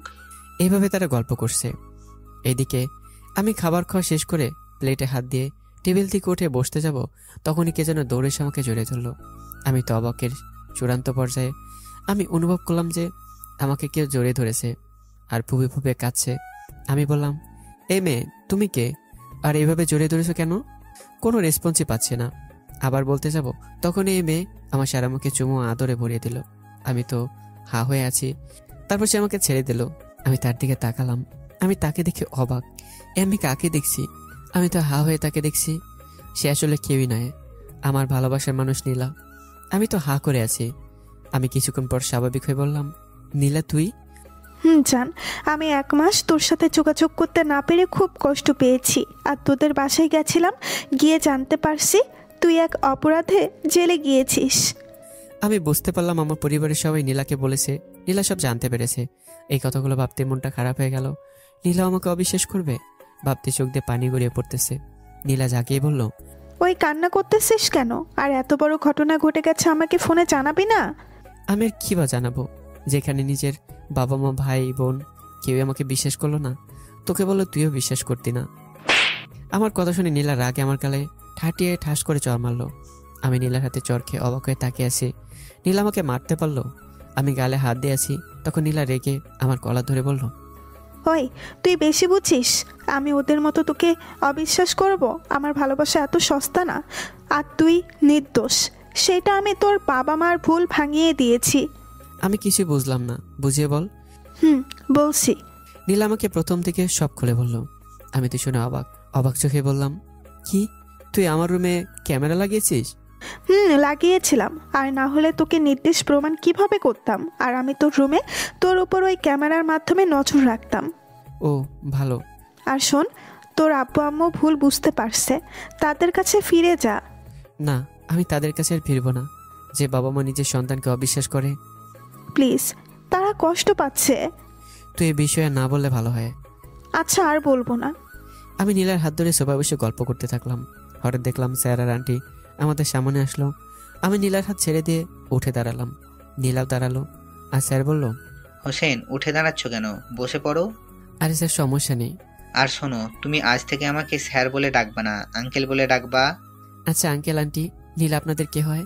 ও এই বিষয়, নীলা আমাদের মেয়ে হয়। আর তুমি তো নীলাকে প্রচন্ড ভালোবাসো, তাই না? হ্যাঁ আঙ্কেল। আর শোনো, তুমি আমার মেয়েকে সুখে রাখবা সব সময়। আচ্ছা আন্টি। আব্বু আম্মু, হোসেন কিন্তু আজ থেকে আমাদের বাসায় থাকবে। আচ্ছা মামুনি, যতদিন থাকবে থাকুক। আঙ্কেল আন্টি, আমি কারো করোনা চাই না। আমি আপনাদের হাতের কাজে সাহায্য করব। আচ্ছা সমস্যা নাই, কইরো সাহায্য। আমরা কিছুক্ষণ গল্প করলাম। তারপর নীলা আমাকে একটা রুম দিল। সেখানে নীলা আমার সব নতুন কাপড় চোপড় গুছিয়ে রেখে দিল। আমি বিছানায় বসে পড়লাম। আমি যে রুমে থাকতেছি তার সামনের 2 রুম পরেই নীলার রুম। আমি কিছুক্ষণ ভাবলাম, নীলা আজ আমার পরিবারের মানুষের ভুল ভাঙিয়ে দিয়েছে, কিন্তু আমি তাদের কাছে যাব না। আম্মু আমাকে কসম দিয়েছে এই কথাগুলো ভাবতে ভাবতে ঘুমিয়ে পড়লাম। এইভাবে বিকেল হয়ে গেল, আমি ঘুমিয়ে রয়েছি। হঠাৎ কে যেন আমাকে ডাকতে শুরু করলো। আমি ঘুম ঘুম চোখে তাকালাম, দেখলাম নীলা ডাকতেছে। আমি বিছানায় উঠে বসলাম আর বললাম, বল জান, ডাকতেছিস কেন? তুই একটু নিচে আয়। কি জন্য নীলা? নিচে গেলেই দেখতে পারবি, এখন আয়।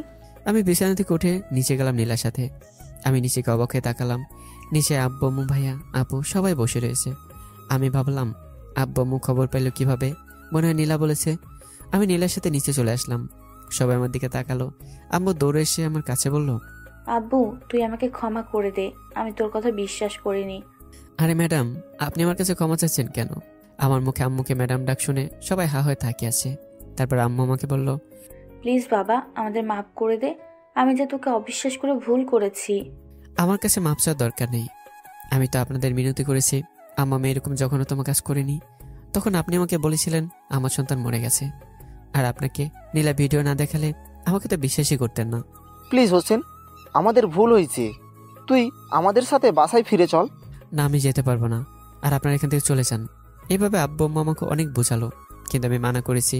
আমি সহ্য করতে না পেরে সেখান থেকে চলে আসলাম রুমে। অন্যদিকে আম্মু কান্না করে আব্বুকে বলছে, দেখলা গো, আমার সন্তান আমার সাথেই কথা বলছে না, সে চলে গেল। আমি কি জন্য একটা মেয়ের মিথ্যা অভিনয় দেখে আমার সন্তানকে এত অবিশ্বাস করলাম। আমার এখন বেঁচে থাকতে ইচ্ছে করছে না। আম্মুর কথা শুনে নীলা রেগে বলল, আন্টি আপনি কিন্তু মরার কথা বললে আমার থেকে খারাপ আর কেউ হবে না। কি করব মামনি বলো, আমার সন্তান আমার সাথে কথাই বলছে না, অভিমান জমে থাকার কারণে। আন্টি চিন্তা করবেন না, হোসেনের অভিমান ভাঙিয়ে আপনার কোলে হোসেনকে ফিরিয়ে দিব। তাই যেন হয় মামনি, আমার হোসেন রে আমি ফিরে পেতে চাই। সবাই কিছুক্ষণ গল্প করে। আব্বু আম্মু ভাই আপু সবাই হতাশ মনে বাসায় চলে যায়। আম্মু এখনো কান্না করতেছে। এদিকে আমি রুমে এসে বিছানায় বসে পড়লাম। ভালো লাগতেছে না, মন খারাপ করে বসে থাকলাম। কিছুক্ষণ পর দেখলাম নীলা আমার রুমে আসলো। নীলা আমার পাশে এসে বসে পড়লো আর আমাকে বলল, হোসেন তুই তখন তোর বাবা মার সাথে অমন করলি কেন? তোর আব্বু আম্মু খুবই কষ্ট পাচ্ছে, তাদের ক্ষমা করে দে। আর শোন, তোর আব্বু আম্মুর উপর অভিমান করে থাকিস না। নীলা আমার ভালো লাগতেছে না, আর এই বিষয়ে কথা বলা বাদ দে, আমার ভালো লাগছে না। আচ্ছা তোর ইচ্ছা, কিন্তু তুই আব্বু আম্মুকে কষ্ট দিস, আর এই বিষয়ে আমি কথা বলবো না। আমি নীলা কিছুক্ষণ গল্প করলাম। কখন রাত হয়ে গেল বুঝতে পারলাম না। এইভাবে কেটে গেল 1 মাস। এই 1 মাসে আম্মু এসে কান্না করে আমাকে যেতে বলতো, আর আমি আমার ভিতরে অভিমান জমে থাকার কারণে যাইনি বাসায়। নীলার সাথে আমার প্রতিদিন অনেক ভালো মুহূর্ত কেটেছে, তার সাথে ঘুরে বেরিয়েছি। 1 মাস পর আমি নীলা কলেজে ভর্তি হয়েছি, অনার্স প্রথম বর্ষে। আজ কলেজ খুলেছে আর কলেজের প্রথম দিন, তাই আমি আর নীলা রেডি হলাম কলেজে যাওয়ার জন্য। আমরা রেডি হয়ে ঘাড়ে ব্যাগ নিয়ে চলে আসলাম। আঙ্কেল আন্টি নিচে বসে আছে, আমাকে দেখে বলল, হোসেন বাবা আসো, খাবার খেয়ে কলেজে যাবা। আচ্ছা আন্টি। আমি নীলা টেবিলে বসে পড়লাম। আন্টি খাবার বেড়ে দিল। নীলা আর আমি খাওয়া দাওয়া শেষ করে নীলা তার আম্মুকে বলল, আম্মু গেলাম আমরা, আজ কলেজের প্রথম দিন। আচ্ছা মামুনি যাও। মামনি তুমি গাড়ি নিয়ে যাও, কলেজে দুইজনেই সুবিধা হবে। আচ্ছা আব্বু। আঙ্কেল তাহলে গেলাম। আচ্ছা যাও হোসেন। আমি আর নীলা ব্যাগ নিয়ে চলে আসলাম বাইরে। এসে আমরা দুজন গাড়িতে চললাম। ড্রাইভার আঙ্কেল গাড়ি চালাতে শুরু করলো। নীলা আমাকে বলল, হোসেন কলেজে গিয়ে তোর আব্বু আম্মুর সাথে ভালোভাবে কথা বলবি। আচ্ছা ঠিক আছে। আমরা কিছুক্ষণের মধ্যে কলেজে পৌঁছে গেলাম। আসলে আমরা যে কলেজে পড়তাম সেই কলেজেই আবার আমরা ভর্তি হয়েছি। আমি নীলা গাড়ি থেকে নেমে হাঁটতে ধরলাম। হঠাৎ কোত্থেকে যেন আপু আসলো, আমাদের সামনে এসে বলল, ভাইয়া কেমন আছিস? আমি চুপ করে আছি। কিরে ভাই, আমার সাথে কথা বলছিস না কেন? এত রাগ অভিমান ভালো না, প্লিজ আগের মতো হয়ে যা। আর কেমন আছিস? এই তো ভালো আছি। নীলা চল তো, ভালো লাগছে না। আমি আপুকে আর কোনো কথা বলতে না দিয়ে নীলাকে নিয়ে রুমে চলে আসলাম। আর আপু মন খারাপ করে তার রুমে চলে গেল। আমি নীলা ক্লাসে আসতেই কে যেন ডাক দিল, তাই পিছনে তাকালাম। দেখলাম রাইমান, রবি, নাহিদ তারা আমাদের কাছে চলে আসলো। আমরা সবাই কিছুক্ষণ আড্ডা দিলাম। ক্লাস শুরু হওয়ার ঘন্টা বাজলো, তাই আমরা সবাই ক্লাসে চলে আসলাম। আমি নীলা একসাথে বেঞ্চে বসে পড়লাম, আর পিছনে বন্ধুরা বসে পড়লো। কিছুক্ষণ পর স্যার ক্লাসে ঢুকে পড়লো। দেখলাম যিনি ক্লাস করাতে এসেছেন তিনি আমার বড় ভাই। আমরা সবাই উঠে সালাম দিলাম। ভাইয়া সবাইকে বসতে বলল। আমরা সবাই বসে পড়লাম। সবার সাথে পরিচিত হয়ে নিল, আমারও পরিচয় নিল। অন্যদিকে তাকিয়ে পরিচয় দিয়েছি। ভাই সেটা বুঝতে পেরেছে। এইভাবে ভাইয়ের ক্লাস শেষ হলো। এইভাবে সব ক্লাস করলাম। শেষের ক্লাসে আম্মু এসেছিল, আমাদের ইংরেজি তিনি পড়াবেন। আম্মু একইভাবে সবার সাথে পরিচয় নিয়েছে। আমি অন্যদিকে তাকিয়ে পরিচয় দিয়েছি। এতে আম্মু মন খারাপ করেছে, এতে আমার কিছুই করার নেই।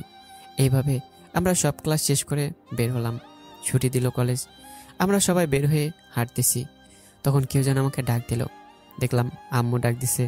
আমার কাছে এসে কান্না স্বরে বলল, আব্বু প্লিজ আমাদের ক্ষমা করে দে, আর বাসায় চলো আব্বু, তোকে ছাড়া আমার খুব কষ্ট হচ্ছে। আমি আগে বলেছি আর এবারও বলছি, আমি যাব না। আর পরবর্তীতে বাসার কথা বললে আমি এই কলেজে পড়াশোনা বাদ দিয়ে অন্য কলেজে ভর্তি হব। প্লিজ বাবা এমন করিস না, আমি তোকে আর বাসায় যাওয়ার কথা বলতে আসবো না, তাও তুই এখান থেকে কোথাও যাস না প্লিজ। হ্যাঁ, আমি ওখান থেকে চলে আসলাম। আম্মু দাঁড়িয়ে থেকে কান্না করতেছে আর মনে মনে বলছে, আমি কি আমার সন্তানকে ফিরে পাবো না? হেলা, তুমি আমার সন্তানকে আমার কাছে ফিরে দাও। এইভাবে আম্মু কান্না করে সেখান থেকে চলে গেল। এইদিকে আমি নীলা চলে আসলাম বাসায়। এসে ফ্রেশ হয়ে কিছুক্ষণ বসে থাকলাম। কিছুক্ষণ পর নীলা আসলো। আমি নীলা দুইজনে গল্প গুজব করে কাটিয়ে দিলাম। এইভাবে কেটে গেল আরো 1 মাস। 1 মাসে আম্মু আর আমার কাছে আসেনি, শুধু দূর থেকে দেখে দেখে কান্না করেছে আর মন খারাপ করে ক্লাস করে চলে গেছে। আব্বু কয়েকবার বলেছিল, আমি এড়িয়ে চলেছি। আমি নীলার সাথে রোমান্টিক সময় কাটিয়েছি 1 মাস। আমি নীলার আম্মুর নানান কাজে সাহায্য করেছি। আজকে আমি ঘুমিয়ে আছি, হঠাৎ একটা খারাপ স্বপ্ন দেখলাম। আমার চোখের সামনে আমার পরিবার, আব্বু আম্মু ভাইয়া আপু অ্যাক্সিডেন্ট করে মারা গেছে। এটা দেখে আমি আব্বু আম্মুর কাছে কান্না করে বলছি, আব্বু আম্মু তোমরা আমাকে রেখে চলে গেলে কেন? আমাকে কে আব্বু বলে ডাকবে? আমি কান্না করছি আর বলছি। হঠাৎ কারো ডাকে আমার ঘুম ভেঙে গেল। আমি লাফ দিয়ে উঠে বসে পড়লাম আর আমার চোখ দিয়ে পানি ঝরতেছে বাজে স্বপ্ন দেখে। আজ আম্মুকে দেখতে খুব ইচ্ছা করছে। হঠাৎ নীলা আমাকে বলল, হোসেন তুই চিৎকার করলি কেন আর কান্না করতেছিস কেন? আমি চুপ করে আছি। নীলা সাথে সাথে বসে পড়ল, আবার বলল, কি হলো হোসেন, কান্না করতেছিস কেন? নীলা, খুব বাজে একটা স্বপ্ন দেখেছি। নীলা, আম্মুকে দেখতে খুব মন চাইছে, প্লিজ আমাকে আম্মুর কাছে নিয়ে চল। কান্না করিস না, চল তোর আম্মুর কাছে যাব। আর তোর অভিমান ভেঙেছে তো আর আব্বু আম্মুর উপর রাগ করে থাকবি না। আচ্ছা থাকবো না অভিমান করে, আম্মুর কাছে নিয়ে চল প্লিজ। আচ্ছা চলো। আমি নীলার সাথে নিচে চলে আসলাম। নীলা তার আম্মুকে বলে বের হলাম। নীলা আর আমি গাড়িতে উঠলাম। গাড়ি চলতে শুরু করলো আর আমার ভিতরে অস্থিরতা কাজ করছে। আমার কথা খুব মনে পড়তেছে। নীলা আমার মাথায় হাত বুলিয়ে দিচ্ছে আর টেনশন করতে মানা করছে। যখন একটা সন্তানের মমতাময়ী মায়ের কথা মনে পড়ে তখন দুনিয়ার কোনো কিছুই ভালো লাগে না। আমি মনে মনে অনুতপ্ত হচ্ছি মাকে কষ্ট দেওয়ার জন্য। আজকে ক্ষমা চেয়ে নেব আম্মুর কাছ থেকে। কিছুক্ষণের মধ্যে গাড়ি পৌঁছে গেল বাসার সামনে। আমি নীলা গাড়ি থেকে নামলাম। আমি নেমে তাড়াতাড়ি করে বাসার সামনে আসলাম। আমি তাড়াতাড়ি করে কলিং বেল বাজালাম। কিছুক্ষণ পর দরজা খুলে দিল। দেখলাম আম্মু দরজা খুলে দিছে। আমি কান্না করতে করতে আম্মুকে গিয়ে জড়িয়ে ধরলাম। আমি কান্না করতেছি, আম্মুকে জড়িয়ে ধরে আম্মু কেঁদে দিয়েছে। আম্মু আমার মাথায় হাত বুলিয়ে দিয়ে বলল, এই আব্বু কান্না করতেছিস কেন? আম্মু আমাকে মাফ করে দিও, তোমাদের সাথে 2 মাস অভিমান করে কথা বলিনি। আব্বু কান্না করিস না, ভুল তো আমাদের। একটা মেয়ের কথা বিশ্বাস করে আমরা তোকে ভুল বুঝেছি, তুই আমাকে ক্ষমা করে দিস। আম্মু তুমি ক্ষমা চাচ্ছ কেন? আমি তোমাদের অনেক আগে ক্ষমা করে দিছি। শুধু অভিমান থাকার কারণে তোমাদের সাথে কথা বলিনি। কিছুক্ষণ আমি আম্মুকে জড়িয়ে ধরে থাকলাম। তারপর আম্মু আমাকে ছেড়ে দিয়ে আম্মু হাত দিয়ে আমার চোখের পানি মুছে দিয়ে বলল, আব্বু তুই কিন্তু আর কাঁদবি না, এইবার কান্না করলে আমি কিন্তু রাগ করব। আচ্ছা আম্মু, তুমি কিন্তু কান্না করবে না। আমি আম্মু চোখের পানি মুছে দিলাম। আম্মু আমার কপালে টুপ করে চুমু দিল। আমি সামনে তাকালাম। আব্বু আপু ভাইয়া সবাই দাঁড়িয়ে আছে, তাদের চোখ থেকে পানি পড়তেছে। আব্বু আমাকে বলল, তোদের মা ছেলের ভালোবাসা শেষ হলে এখন আমার কাছে আয়। আমি সাথে সাথে আব্বুকে জড়িয়ে ধরলাম। আব্বু আমার মাথায় হাত বুলিয়ে দিল। আব্বুকে ছেড়ে ভাইয়াকে জড়িয়ে ধরলাম, তারপর আপুকেও। আম্মু বলল, আব্বু তুমি এখনো কিছু খাওনি, চলো সবাই আজ একসাথে খাবার খাবো। আচ্ছা আম্মু। আম্মু নীলাকে বলল, নীলা মামুনি তোমাকে অসংখ্য ধন্যবাদ আমার ছেলেকে আমার কোলে ফিরিয়ে দেওয়ার জন্য। আরে আন্টি সমস্যা নাই, এটা বন্ধু হিসাবে আমার কর্তব্য। আর নীলা শোনো, আজ থেকে তুমি আমাকে আন্টি বলে ডাকবে না, আজ থেকে আমাকে আম্মু বলে ডাকবে। আচ্ছা ঠিক আছে আন্টি, থুক্কু আম্মু। আর নিধির আব্বু তোমারে একটা কথা বলবো? বলো গো। শোনো, আর কিছুদিন পর নীলাদের বাড়ি গিয়ে ওর আব্বু আম্মুর সাথে আমার ছেলের সাথে নীলার বিয়ে দিব। ঠিক বলছো, আপাতত ওদের বিয়ে দেব। আর পড়াশোনা ওদের শেষ হলে বড় করে অনুষ্ঠান করে ওদের 4 হাত এক করে দেব। আমি নীলা আম্মু আব্বুর কথায় লজ্জায় লাল হয়ে গেছি, মাথা নিচু করে আছি। আম্মু আমাকে বলল, হোসেন লজ্জা পেতে হবে না, আমি তোর আর নীলার ভালোবাসার ব্যাপারে অনেক আগে থেকেই জানি। হ্যাঁ। আব্বু আম্মু সবাই হেসে উঠলো। আমরা সবাইকে টেবিলে বসে পড়লাম, খাবারের জন্য আম্মু সবাইকে খাবার বেড়ে দিল, আর আমাকে খাবারের প্লেট দেয়নি। আমি বুঝতে পারছি আম্মু আমাকে তুলে খাওয়াবে। আম্মু প্লেটে খাবার নিয়ে ভাতের লোকমানে আমার মুখের সামনে এনে ধরে বলল, আব্বু হাঁ কর, আজ তোকে তুলে খাওয়াবো নিজের হাতে। আমি টুপ করে আম্মুর হাতে খাবারটা খেয়ে নিলাম। আমি আম্মুর হাতে তৃপ্তি সহকারে খেলাম। খাওয়া শেষ করে সবাই সোফায় বসে পড়লাম। আমরা সবাই কিছুক্ষণ গল্প করলাম। নীলা চলে গেছে তার বাড়িতে। আজ কলেজ বন্ধ। আজ সারাদিন এইভাবেই কেটে গেল। সবার সাথে আনন্দ মজা করে দিনটা কেটে গেল। নীলার সাথে ফোনে কিছু সময় কথা বলেছি। নীলার বাবা মাও খুশি, পরিবারের সন্তান পরিবারে ফিরে গেছে। এইভাবে কেটে গেল 1 মাস। নীলার সাথে প্রতিদিন কলেজে যাওয়া, আজ ছুটি হলে পার্কে ঘুরে বেড়ানো, দিনগুলো অনেক সুন্দরভাবে কেটে গেল। আজ আমি খুব আরামে রুমে ঘুমিয়ে আছি। আম্মু রুমে এসে আমাকে ডাকতে লাগলো। আমি ঘুম ঘুম চোখে আম্মুর দিকে তাকালাম। আম্মু বিছানায় বসে বলছে, এই আব্বু, তাড়াতাড়ি ঘুম থেকে ওঠ, আজ কলেজে অনুষ্ঠানে যেতে হবে তো। আমি আম্মুর কোলে মাথা রেখে শুয়ে বললাম, আম্মু আমি এখন ঘুম থেকে উঠবো না, আর তোমাকে যেতে দেবো না। এখানে 5 মিনিট বসে থাকো, আমি তোমার কোলে মাথা দিয়ে 5 মিনিট শুয়ে থাকবো। আম্মু মাথায় হাত বুলিয়ে দিয়ে বলল, ফাজিল একটা, আজ কলেজে অনুষ্ঠান, যেতে হবে তো। তোর আপু অনেকক্ষণ আগে চলে গিয়েছে, তাড়াতাড়ি উঠে বাবা। উঠবো না। আমি আম্মুর কোলে 10 মিনিট শুয়ে থাকলাম। আম্মু উপায় না পেয়ে আমার মাথায় হাত বুলিয়ে দিচ্ছে। 10 মিনিট পর আম্মু চলে গেল, আর আমি বিছানা থেকে উঠে ফ্রেশ হতে গেলাম। ফ্রেশ হয়ে এসে কাপড় পরে ভালোভাবে রেডি হলাম। আজ অনার্সদের বিদায় অনুষ্ঠান, মানে আমার আপুদের। আমি বিছানায় বসে নীলাকে ফোন দিলাম। কিছুক্ষণ পর সে রিসিভ করলো আর বলল, জান বলো। কি করছিস এখন? এই তো রে, সাজুগুজু করলাম, জানিস তো আজ বিদায় অনুষ্ঠান। আর শোন, আজ কিন্তু তুই নীল শাড়ি পরে আসবি। আচ্ছা গো জান, আর তুইও কিন্তু নীল পাঞ্জাবি পরে আসবি। আচ্ছা গো জানু। আর শোন, আজ তাড়াতাড়ি আসবি কিন্তু, না সারা তোর খবর আছে। আচ্ছা গো সোনা। এভাবে কিছুক্ষণ গল্প করে ফোন রেখে দিলাম।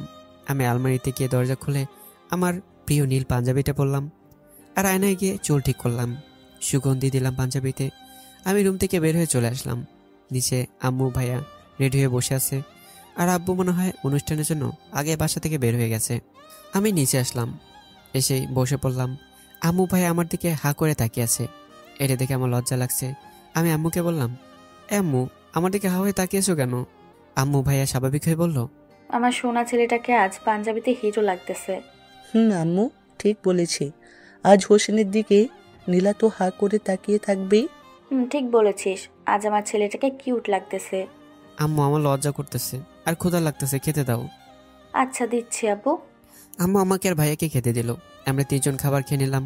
খাওয়া দাওয়া শেষ করে আমি আম্মু ভাইয়া গাড়ি নিয়ে কলেজের উদ্দেশ্যে রওনা দিলাম। কিছুক্ষণের মধ্যে কলেজে পৌঁছে গেলাম। আমরা গাড়ি থেকে নেমে পড়লাম। আম্মু ভাইয়া তারা চলে গেল। আমি কলেজে ঢুকলাম, দেখলাম নাহিদ, রাইমান আর রবি দাঁড়িয়ে আছে। আমি তাদের কাছে গেলাম। নাহিদ আমাকে দেখে বলল, রবি, রাইমান, দেখ দেখ আমাদের হিরো আসছে। ঠিক বলছিস, নীল পাঞ্জাবি পরে হিরো আইছে। আজ মনে হয় কলেজের মেয়েরা হোসেনের দিকে হা করে তাকিয়ে থাকবে। আশেপাশে দেখ, মেয়েরা হোসেনের দিকে হা করে তাকিয়ে আছে। আমি আশেপাশে তাকিয়ে দেখলাম বাস্তবেই হা হয়ে আছে। আমি ওদের বললাম, এই তোরা থাম, আর আমার নামে প্রশংসা করতে হবে না। আমরা কিছুক্ষণ দাঁড়িয়ে থেকে গল্প করলাম। আমার চোখ জোড়া আশেপাশে একজনকে খুঁজতেছে। এটা দেখে রবি বলল, দোস্ত কাকে খুঁজতেছিস? ভাবিকে নাকি? হ্যাঁ, কোথাও তাকে দেখতে পাচ্ছি না। এখনো আসেনি, আসবে, একটু ওয়েট কর। আমরা কিছুক্ষণ গল্প করতে করতে আমার চোখ কলেজের গেটে আটকে গেল। আমি হা হয়ে তাকিয়ে আছি। আমি কাকে দেখছি? সে কেউই না, আমার ভালোবাসার মানুষ নীলা। নীলাকে দেখে আজকে আবার ক্রাশ খেলাম। নীলার পরনে নীল শাড়ি, হাতে ছুরি, মনে হচ্ছে আকাশ থেকে পড়ে নেমে এসেছে। আমি হা হয়ে তাকিয়ে আছি। নীলা কখন আমার সামনে এসে দাঁড়িয়ে আছে বুঝতে পারিনি। নীলা হাতে চুরি বাজিয়ে বলল, ওই এভাবে হা করে কি দেখছিস? আমি নীলার কথা শুনে স্বাভাবিক হয়ে বললাম, সামনে নীলপুরি আসছে, হা হয়ে থাকবো না তো কি করব?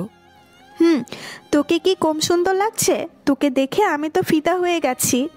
মাঝখান থেকে রবি বলে উঠল, তোরা থাম থাম, পার্কে গিয়ে প্রেম করিস। হ্যাঁ হারামি, কথার মাঝে বাহার ঢুকে দিলি।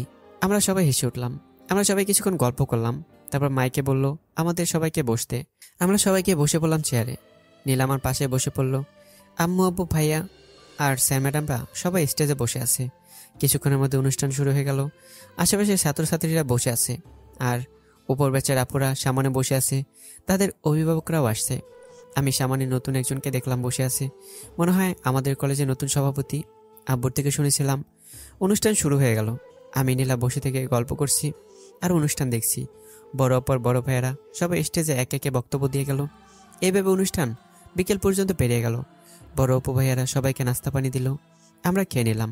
তারপর অনুষ্ঠান শুরু হলো। স্যার ম্যাডামেরা সবাই বড় অপু আর বড় ভাইদের বিদায় দিল। অনুষ্ঠানও শেষ হয়ে গেল। আমরা সবাই চেয়ার থেকে উঠে গেলাম। উঠে যেতে দেখলাম কে যেন এসে সভাপতি স্যারকে এলোপাতারিভাবে মারছে। এটা দেখে সবাই তড়িঘড়ি করে ভিড় লাগলো। আমরাও গেলাম। আমরা সবাই অবাক হয়ে তাকিয়েছি। একটা লোক এলোপাতারিভাবে লাথি মারতেছে সভাপতি স্যারকে। সভাপতি স্যার তাকে মিনতি করতেছে তাকে যেন না মারে। আমার পাশ থেকে নীলা বলে উঠল, রাব্বি আঙ্কেল আমাদের সভাপতি, স্যারকে মারতেছেন কেন? ওই রাব্বি নামের লোকটা মায়ের থামিয়ে পিছনে তাকালো, নীলাকে দেখে বলল, আরে নীলা মামনি, কেমন আছো? এই তো ভালো, কিন্তু আঙ্কেল স্যারকে মারতেছেন কেন? মামনি, ওই কুত্তার বাচ্চার সাথে অনেক দিনের হিসাব বাকি আছে, সেই হিসাব আজ ওর থেকে আদায় করে নেব। রাব্বি আঙ্কেল রেগে এলোপাতারি আরো মারতে থাকে। সভাপতি স্যার কান্না করে বলল, ভাই আমি আপনার কি ক্ষতি করছি, এইভাবে মারতেছেন কেন? আঙ্কেল মারা বন্ধ করে পকেট থেকে মোবাইলটা বের করে বসে বলল, তুই আমার কি ক্ষতি করেছিস সেইটা তো জানতে চাস, তাই না? ভাই। আঙ্কেল মোবাইল চালু করে মোবাইলে কি যেন বের করে সভাপতির সামনে ধরে বলল, দেখ তো এই দুজনকে চিনতে পারিস কিনা? সভাপতি স্যার এই দুই ছবি দেখে ভয় পেয়ে গেল। ভয় আর কিছু বলছে না। আঙ্কেল আবার বলল, কি হলো, চিনতে পেরেছিস? আজ থেকে 22 বছর থানার এএসপি মোহাম্মদ রবি ইসলাম আর তার স্ত্রী সহ যাকে তুই আর তোর গুন্ডারা মিলে মেরে ফেলেছিস। কিন্তু আমি ওই সময় পিছনে লুকিয়েছিলাম, তোদের সাথে তো আমি তখন পারতাম না। আর তুই রবি ভাইয়েরও আর তার স্ত্রীকে মেরে রেখে চলে গিয়েছিলি তার ছোট 2 বছরের ছেলেকে নিয়ে। সভাপতি স্যার এবার চুপ। কি হলো, চুপ কেন? আর তুই জানিস তখন রবি ইসলাম আর তার স্ত্রী মারা যায়নি, আল্লাহর রহমতে তারা বেঁচে গিয়েছে। আমি তাদের দুজন হাসপাতালে ভর্তি করিয়ে চিকিৎসা করেছিলাম। আল্লাহর রহমতে তারা সুস্থ হয়েছে, কিন্তু তাদের জীবনে একটাই আফসোস, তাদের সন্তানকে তারা হারিয়ে ফেলেছে। আর আমি তাদের আত্মবিশ্বাস দিয়ে মনোবল জুগিয়ে রেখেছিলাম। তাদের 4 বছরে অনেক কষ্টে কেটেছিল।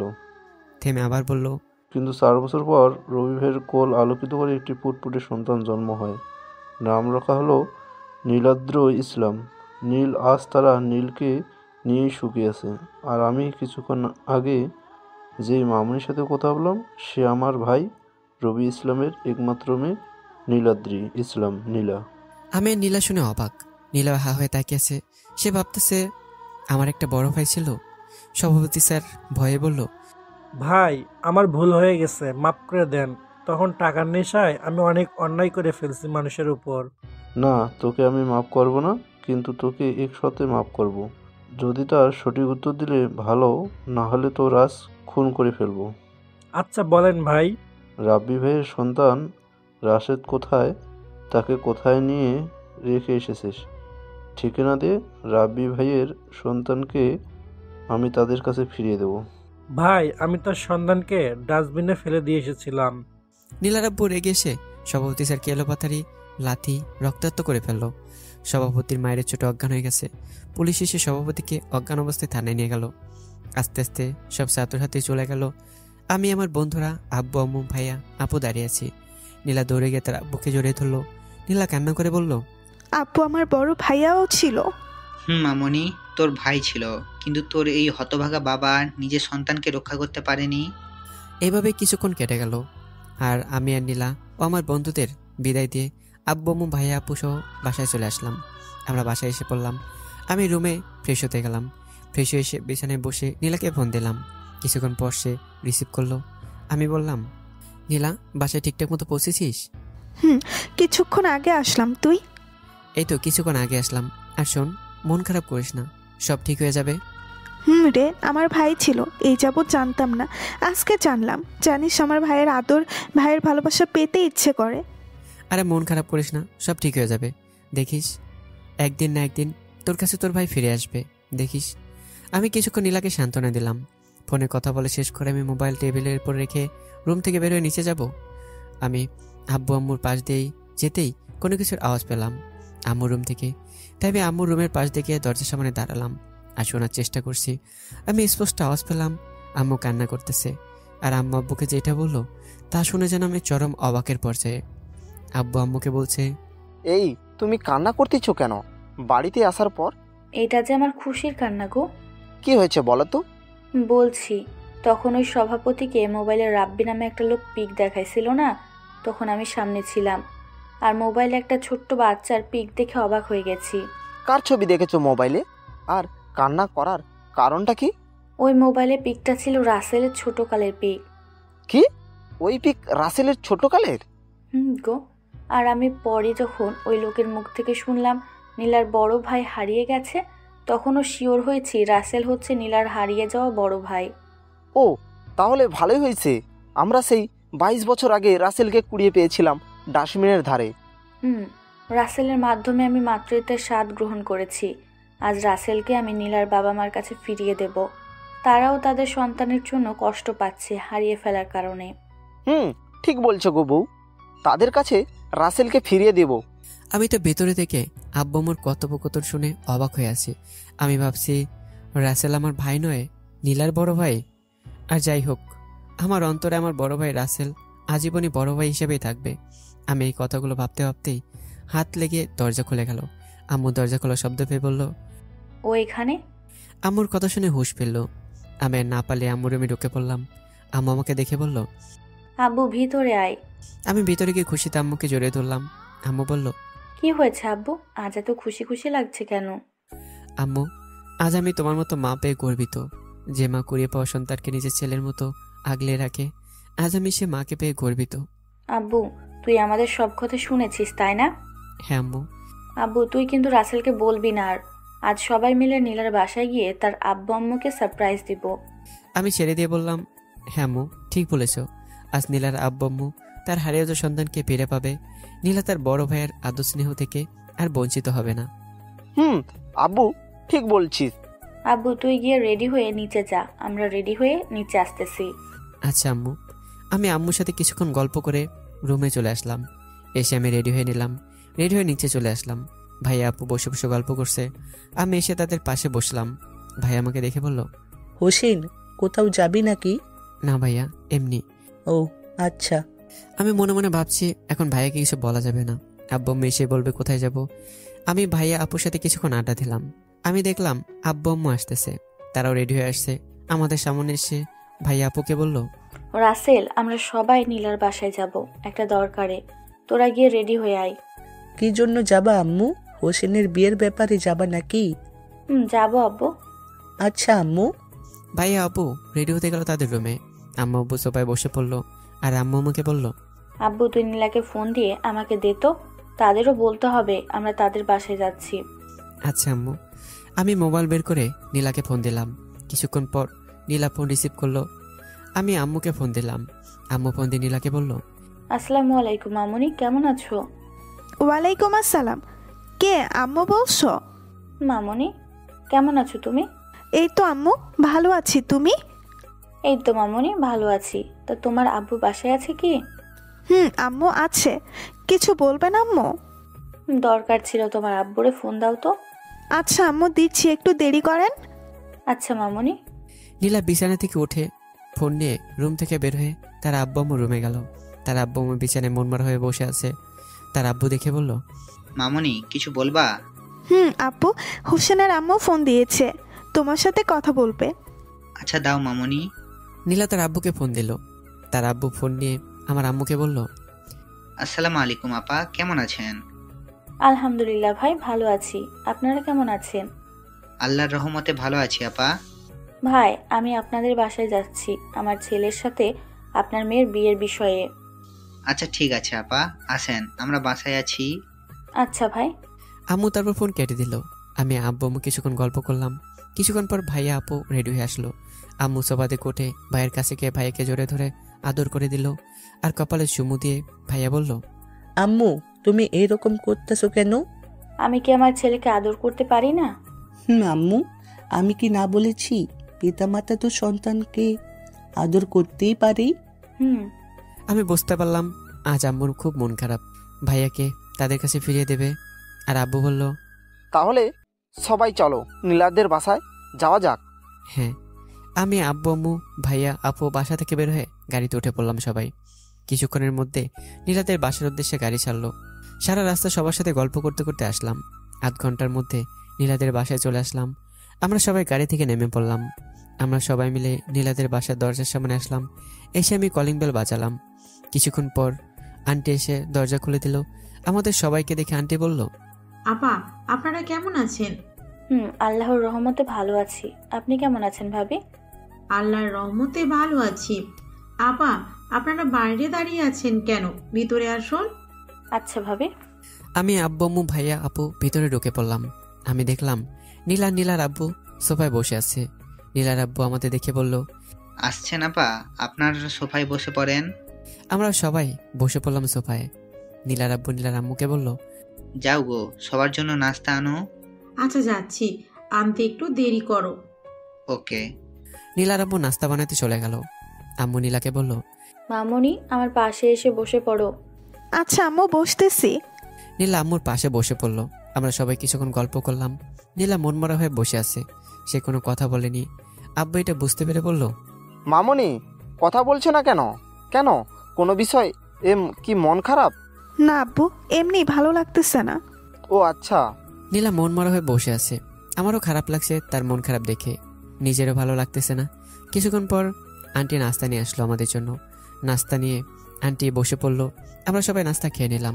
আমরা বসে আছি, তখন আঙ্কেল বলল, ভাই বলেন, কি বলতে চাইছিলেন? বলছি, আসলে নীলার মামুনির সাথে হোসেনের বিয়ে দিতে চাই। ও, এটা তো ভালো কথা। নীলার আম্মু, তুমি কি বলো? নীলা মামুনিকে বিয়ে দিব। নীলার বয়সও হচ্ছে। আমি তো হা হয়ে আছি। আম্মু যেই কথা বলতে আসছে তার বদলে আমার আর নীলার বিয়ের কথা হচ্ছে। আমি বলে উঠলাম, আম্মু, তোমাকে তো বলেছিলাম আমি পড়াশোনা শেষ করে বিয়ে করব। তুই বিয়ের পরও পড়াশোনা করতে পারবি, তাই আমরা তোকে আর নীলাকে বিয়ে দিব। এই বিষয়ে আর কথা বলবি না কিন্তু। আচ্ছা, কি আর করার, আম্মু সিদ্ধান্তের উপর আমি আর কথা বলতে পারবো না, তাই চুপ করে আছি। আম্মু বলে উঠলো, আপা, আপনাদের আরেক প্রশ্ন জিজ্ঞাসা করব, কিছু যদি না মনে করতেন। আচ্ছা বলেন ভাবি। বলছি আপা, আপনাদের কি ছেলে সন্তান ছিল? ভাবি, ছিল, কিন্তু আমরা এক দুর্ঘটনায় ফলে হারিয়ে ফেলেছি। আরে আপা, কান্না করেন না, সব ঠিক হয়ে যাবে। কতদিন আমার সন্তানকে কাছে ফিরে পাবো সেই আশায় এখনো আছি। আপা, আজ আপনাদের একটা বড় সারপ্রাইজ দিব, একটু দেরি করেন। আম্মু মোবাইল চালু করে গ্যালারি থেকে ভাই শিশুকালের ছবি বের করে আম্মু বলল, আপা দেখেন তো, এই ছবি চিনতে পারেন কিনা? কিসের ছবি ভাবি? আম্মু নীলার আম্মুর হাতে মোবাইলটা দিল। তার আম্মু মোবাইল নিয়ে ছবি দেখে তো অবাক, আর চোখ দিয়ে অনবরত পানি পড়তেছে। এটা দেখে আঙ্কেল বলল, কি হলো নীলার আম্মু, কান্না করতেছো কেন মোবাইল নিয়ে? নীলার আম্মু কান্না করতে করতে মোবাইল তার আব্বুর হাতে দিল। তার আব্বু নিয়ে ওই ছবিগুলো দেখে অবাক, এবং তিনিও কান্না করছে। এটা দেখে নীলা বলল, আম্মু, আব্বু, তোমরা কান্না করতেছো কেন? কান্না থামাও, ভালো লাগতেছে না আমার। নীলার আম্মু কান্না করতে করতে বলল, ভাবি, ওইটা তো আমার ছেলের ছবি। আপনারা কোথায় পেলেন? আর আমার সন্তানের সম্পর্কে আপনারা কিছু জানেন? জানলে আমাদের বলেন, আমার সন্তান কোথায় আছে? ভাই, ভাবি, আপনারা বলেন প্লিজ, আমার সন্তান কোথায় আছে? আমি তাকে আনতে যাব। আরে আপনার আগে শান্ত হন, আর আমি বলছি। আর কান্না না থামালে আমি বলবো না। আম্মুর কথা শুনে নীলার আব্বু আম্মু কান্না থামালো। ভাবি বলেন প্লিজ। আম্মু আবার বলতে শুরু করলো, আপনার সন্তান আমাদের কাছেই আছে। নীলার আব্বু আম্মু অবাক। নীলার আম্মু বলল, আপনাদের কাছে মানে? বুঝিয়ে বলেন প্লিজ। আর আমার সন্তান কোথায়? আমাদের কাছে আজ থেকে 22 বছর আগে আমি আর নিধির আব্বু দুইজন একে অপরকে ভালোবেসে বিয়ে করেছিলাম পরিবারের সম্মতিতে। বিয়ে হওয়ার 2 বছর পর আমি নিধির আব্বুর ওপর প্রেশার ক্রিয়েট করতাম, আমার একটা সন্তান চাই, কিন্তু সে দিতে পারতো না। এই নিয়ে আমাদের মাঝে মধ্যে অনেক ঝগড়া হতো। আম্মু আবার থেমে বলতে শুরু করলো, তার কিছুদিন পর আমরা ঘুরতে বেরিয়েছিলাম। সেখান থেকে রাতে ফেরার পথে এক জায়গায় গিয়ে চাকা নষ্ট হয়ে গিয়েছিল। নিধির আব্বু নেমে চাকা ঠিক করছিল, তখন পাশে একটা ডাস্টবিন ছিল, সেখান থেকে একটা শিশুর কান্নার আওয়াজ আসতেছিল। আমি গাড়ি থেকে নেমে পাশে ডাস্টবিনে গিয়ে দেখলাম একটা সুন্দর ফুটফুটে শিশুকে ফেলে দিয়ে গিয়েছিল। আমি গিয়ে ওই সন্তানকে কোলে নিয়ে নিধির আব্বুর কাছে এসেছিলাম। সে দেখে বলেছিল, এই সন্তান কার? আমি বলেছিলাম ডাস্টবিনে কেউ একজন ফেলে দিয়ে গেছিল। আমরা ওই সন্তানকে বাসায় এনেছিলাম। আমরা অনেক খুঁজছি তাদের বাবা মাকে, কিন্তু পাইনি। তারপর আমি নিধির আব্বুকে বলেছিলাম আজ থেকে এই শিশুটি আমার সন্তান। তখন নিধির আব্বু একমত দিয়েছিল। আমিও সন্তানের মাধ্যমে আমি মাতৃত্বের স্বাদ গ্রহণ করেছিলাম। ওই ছোট্ট শিশুটির নাম আমি রেখেছিলাম রাসেল, আর তাকে আমি আমার সন্তানের মতোই ভালোবেসেছি। আর এইভাবে রাসেলকে মানুষ করে আমি দিনগুলি পার হতো। সে আস্তে আস্তে বড় হয়। 3 বছর পরে আমার গর্ভে আমার নিধি মামুনি আসে। এতে আমিও খুব খুশি হয়েছি। আমার 2টা সন্তান, আমি 2জনকে সমান ভালোবাসা দিয়েছি। নিধি মামুনি আস্তে আস্তে বড় হলো। এইভাবে আরও 3 বছর কেটে গেল। 3 বছর আমার গর্ভে আরেকটা সন্তান আসে, আমার ছোট্ট ছেলে হোসেন। কিন্তু সন্তানকে নিয়ে আমার সুখ কাটতে শুরু করলো। আর আপা, আমাদের বড় ছেলে রাসেলই হচ্ছে আপনাদের হারিয়ে যাওয়া সন্তান রাশেদ। আব্বু আম্মুর কথা শুনে নীলার আব্বু আম্মু, ভাইয়া, নীলা, আপু সবাই অবাক। নীলার আম্মু খুশিতেই বলল, ভাবি, রাসেলই আমার হারিয়ে যাওয়া সন্তান রাশেদ। আপা। নীলার আম্মু খুশিতে রাসেল ভাইকে জড়িয়ে ধরে সারা মুখে চুমু খেলো। নীলার আব্বু খুশিতে জড়িয়ে ধরলো। তার অনেক খুশি আজ। নীলার আব্বু আম্মু ছেড়ে দিল রাসেল ভাইয়াকে। আর রাসেল ভাইয়া তো অবাক। রাসেল ভাই বলল, আব্বু আম্মু, তোমরা এইসব কি বলছো? নীলার বাবা মা আমার আসল আব্বু আম্মু? আব্বু, আমরা তোকে কুড়িয়ে পেয়েছিলাম, কিন্তু আমি তোকে মায়া, মমতা, আদর, যত্নে গড়ে তুলেছি। আর তোর আসল বাবা মা ওনারা। কিন্তু আম্মু, আমি তোমাকেও আম্মু বলে ডাকবো। আর আসল আব্বু আম্মুকেও আজ থেকে আমার 2 আব্বু 2 আম্মু। নীলা মাথা নিচু করে বসে আছে। আর আজকে সে খুব খুশি। সে মনে মনে ভাবছে যে রাসেল ভাইয়া তার বড় ভাই। সে খুব খুশি এই ভেবে কান্না করতেছে। বড় ভাইয়া দেখলো তার বোন নীলা মাথা নিচু করে বসে আছে আর চোখ দিয়ে পানি পড়ছে। এটা দেখে ভাইয়া বলল, ওই নীলা আপু, আমার কাছে আই। বসে আছিস কেন? আর আম্মু দেখো, আমার ছোট্ট পিচ্চি বোনটা কান্না করতেছে। ওই মামুনি, কান্না করা হয় না কিন্তু। নীলা তার ভাইয়ের কথা শুনে সোফা থেকে উঠে খুশিতে ভাইকে জড়িয়ে ধরলো। আর ভাইয়া বলল, এই পাগলি, কাঁদছিস কেন? ভাইয়া, এটা যে খুশির কান্না, আমি আমার ভাইয়ের আদর ফিরে পেলাম। আর কাঁদবি না বলে দিলাম। আজ থেকে আমার 2 বোন, নিধি আর নীলা। নিধি, কি বলিস? ভাইয়া। আমরা সবাই কিছুক্ষণ গল্প করলাম। নীলার আব্বু আম্মু, নীলা সবাই খুশি। আমরা গল্প গুজব করে তখন আম্মু বলে উঠল, আপা, তাহলে নীলা আর হোসেনের বিয়ে কবে দিবেন? আপনারাই বলেন ভাবি। তাহলে নীলা মামুনির সাথে আমার ছেলে হোসেনের বিয়ে 15 দিন পরে। আচ্ছা ভাবি। তাহলে আমরা এখন উঠি, আর রাসেল আপনাদের কাছেই থাক। আরে ভাবি, সমস্যা নাই, রাসেল আপনাদের সাথেই থাকুক, আর মাঝে মধ্যে দেখা করে আসবো। আচ্ছা ঠিক আছে আপা, আর বিয়ের কাজকর্ম শুরু করে দেই। আচ্ছা ভাবি। আন্টি, আমার একটা শর্ত আছে, না মানলে বিয়ে করব না। হোসেন, আমাকে আজ থেকে আম্মু বলবি। আর কি শর্ত বাবা? আচ্ছা আম্মু, আর শর্ত হলো আমার আর নীলার বিয়েতে তুমি আর আব্বু পার্মানেন্ট আমাদের বাসায় থাকবেন। তা কি করে হয় বাবা? হোসেন ঠিক বলছে আপা, আপনারা আমাদের বাড়িতে থাকবেন। আমি চাই না নীলা মামুনি আপনাদের ছাড়া থাকতে কষ্ট পাক। আর রাসেলও তার আব্বু আম্মুর সাথে থাকবে। এইটা আমার লাস্ট কথা। আচ্ছা, কি আর করার, থাকবো নি। কি বলো নীলার আম্মু? জামাই বাবাজিও বলছে, না থাকলে তো রাগ করবে বিয়ান বিয়াই। বিয়ান। এভাবে কিছুক্ষণ গল্প গুজব করে বাসায় চলে আসলাম। আম্মু আব্বু নীলার বাবা মাকে বলেছে রাসেল ভাইয়া যেন তাদের সাথেই থাকে। তাই রাসেল ভাইকে ওখানে রেখে আসলাম। সেখানে তার আব্বু আম্মুর কাছে। আমি, আম্মু, আব্বু নীলাদের বাসা থেকে বের হয়ে গাড়ি নিয়ে আমাদের বাসায় চলে আসলাম। এসে আমি রুমে ফ্রেশ হতে গেলাম। আম্মু, আব্বু, আপু তারাও তাদের রুমে গেল। আমি রুমে এসে ফ্রেশ হয়ে বসে পড়লাম। আমি কিছুক্ষণ বসে বিশ্রাম নিলাম। হঠাৎ মোবাইল বাজতে শুরু করলো। আমি মোবাইল হাতে নিয়ে দেখলাম নীলা ফোন দিয়েছে। আমি ফোন রিসিভ করলাম। নীলা অপর প্রান্ত থেকে বলল, জান, কেমন আছিস? আর বাসায় ঠিক মতো পৌঁছে গিয়েছিস? এই তো গো জানু, ভালো আছি। হ্যাঁ, কিছুক্ষণ আগে বাসায় আসলাম। এসে আমি ফ্রেশ হয়ে বিছানায় বসে থেকে তোর সাথে কথা বলতেছি। আজ আমি আমার বড় ভাইয়াকে পেয়েছি। আজ আমি খুব খুশি। হ্যাঁ, আর ভাইয়া কোথায়, এখন কি করছে? এই তো ভাইয়া বসে থেকে আব্বু আম্মুর সাথে গল্প করতেছে। আম্মু তো ভাইয়াকে এক মুহূর্তেও ছাড়তেছে না। হ্যাঁ, আর শোন, যখন কোনো হারানো সন্তানকে তার বাবা মা ফিরে পায় তখন তারা সবচেয়ে পৃথিবীর সুখী মানুষ হয়। ঠিক বলছিস। আর জানিস, আমি তোর বাবার মতো মানুষটার উপর আজীবন কৃতজ্ঞতা প্রকাশ করব। আমি যখন বিনা দোষে জেলে ছিলাম, একমাত্র তোর আব্বুই আমাকে বিশ্বাস করে জামিন করেছিল। তোর আব্বু একজন সৎ ব্যক্তি। আমি নীলা 1 ঘন্টার মতো ফোনে গল্প করলাম। আমি নীলার সাথে কথা বলে ফোন রেখে দিলাম। আমি বিছানা থেকে উঠে নিচে গেলাম। দেখলাম আব্বু আম্মু আপু সোফায় বসে গল্প করছে। আমাকে দেখে আম্মু বলল, আব্বু আয় বসে পড়। আমি আম্মুর পাশে গিয়ে বসে পড়লাম। আমরা সবাই কিছুক্ষণ গল্প করলাম। আমি একটা জিনিস লক্ষ্য করলাম, আম্মু মন খারাপ করে বসে আছে। আমি আম্মুকে বললাম, আম্মু তুমি মন খারাপ করে আছো কেন? আর মন খারাপ করবা না? আব্বু আমি তো মন খারাপ করে নাই। হ্যাঁ দেখতেই পাচ্ছি, ভাইয়ের জন্য মন খারাপ করে আছো, আর মন খারাপ করে থাকবা না কিন্তু, এ আমি বলে দিলাম। আচ্ছা আর মন খারাপ করব না, রাসেলকে ছেড়ে থাকতে কষ্ট হচ্ছে, আর মন খারাপ করে থাকবো না। আমরা সবাই কিছুক্ষণ গল্প করলাম। এভাবে রাত হয়ে গেল। আম্মু আব্বু আপুর সাথে কিছুক্ষণ গল্প করে রাতের খাবার খেয়ে নিলাম। তারপর আব্বু আম্মু তাদের রুমে ঘুমাতে গেল। আমি আমার রুমে ঘুমাতে চলে আসলাম। এসে বিছানায় শুয়ে পড়লাম। আজ একটু বেশি ঘুম ধরছে, তাই আমি কিছুক্ষণ মোবাইলে ফেসবুক চালিয়ে বিছানায় কিছুক্ষণের মধ্যেই ঘুমের রাজ্যে হারিয়ে গেলাম। পরের দিন আমি ঘুমিয়েছি আরামে। হঠাৎ বুকের উপর ভারী কিছু অনুভব করলাম, তাই আমার ঘুমটা ভেঙে গেল। আমি আস্তে আস্তে চোখ মেলে তাকালাম। দেখলাম চুল এলোমেলো করে একটা মেয়ে আমার বুকের উপর শুয়ে আছে। আমি তো ভয় পেয়ে গেলাম, এই মেয়ে আবার কে? আমি হাত দিয়ে আস্তে আস্তে মুখের উপরে চুলগুলো সরালাম। দেখলাম এই তো নীলা। যাক বাবা, বাঁচলাম। আমি নীলাকে দেখতেছি, তাকে ঘুমন্ত অবস্থায় খুব সুন্দর লাগছে। এক ধ্যানে তাকিয়ে আছি। পরে আবার মনে হলো আম্মু আপু রুমে আসলে তো কেলেঙ্কারি হয়ে যাবে, তাই আমি নীলাকে ডাকতেছি, এই নীলা ঘুম থেকে ওঠো, আব্বু আম্মু আপু দেখলে ইজ্জতের ফালুদা হয়ে যাবে। কিছুক্ষণ ডাকলাম, কিন্তু ফাজিল মেয়ে উঠতেছে না। কেমনটা লাগে বলেন তো? আমার মাথায় একটা বুদ্ধি আসলো। আমি হাত দিয়ে নীলা নাক চেপে ধরলাম।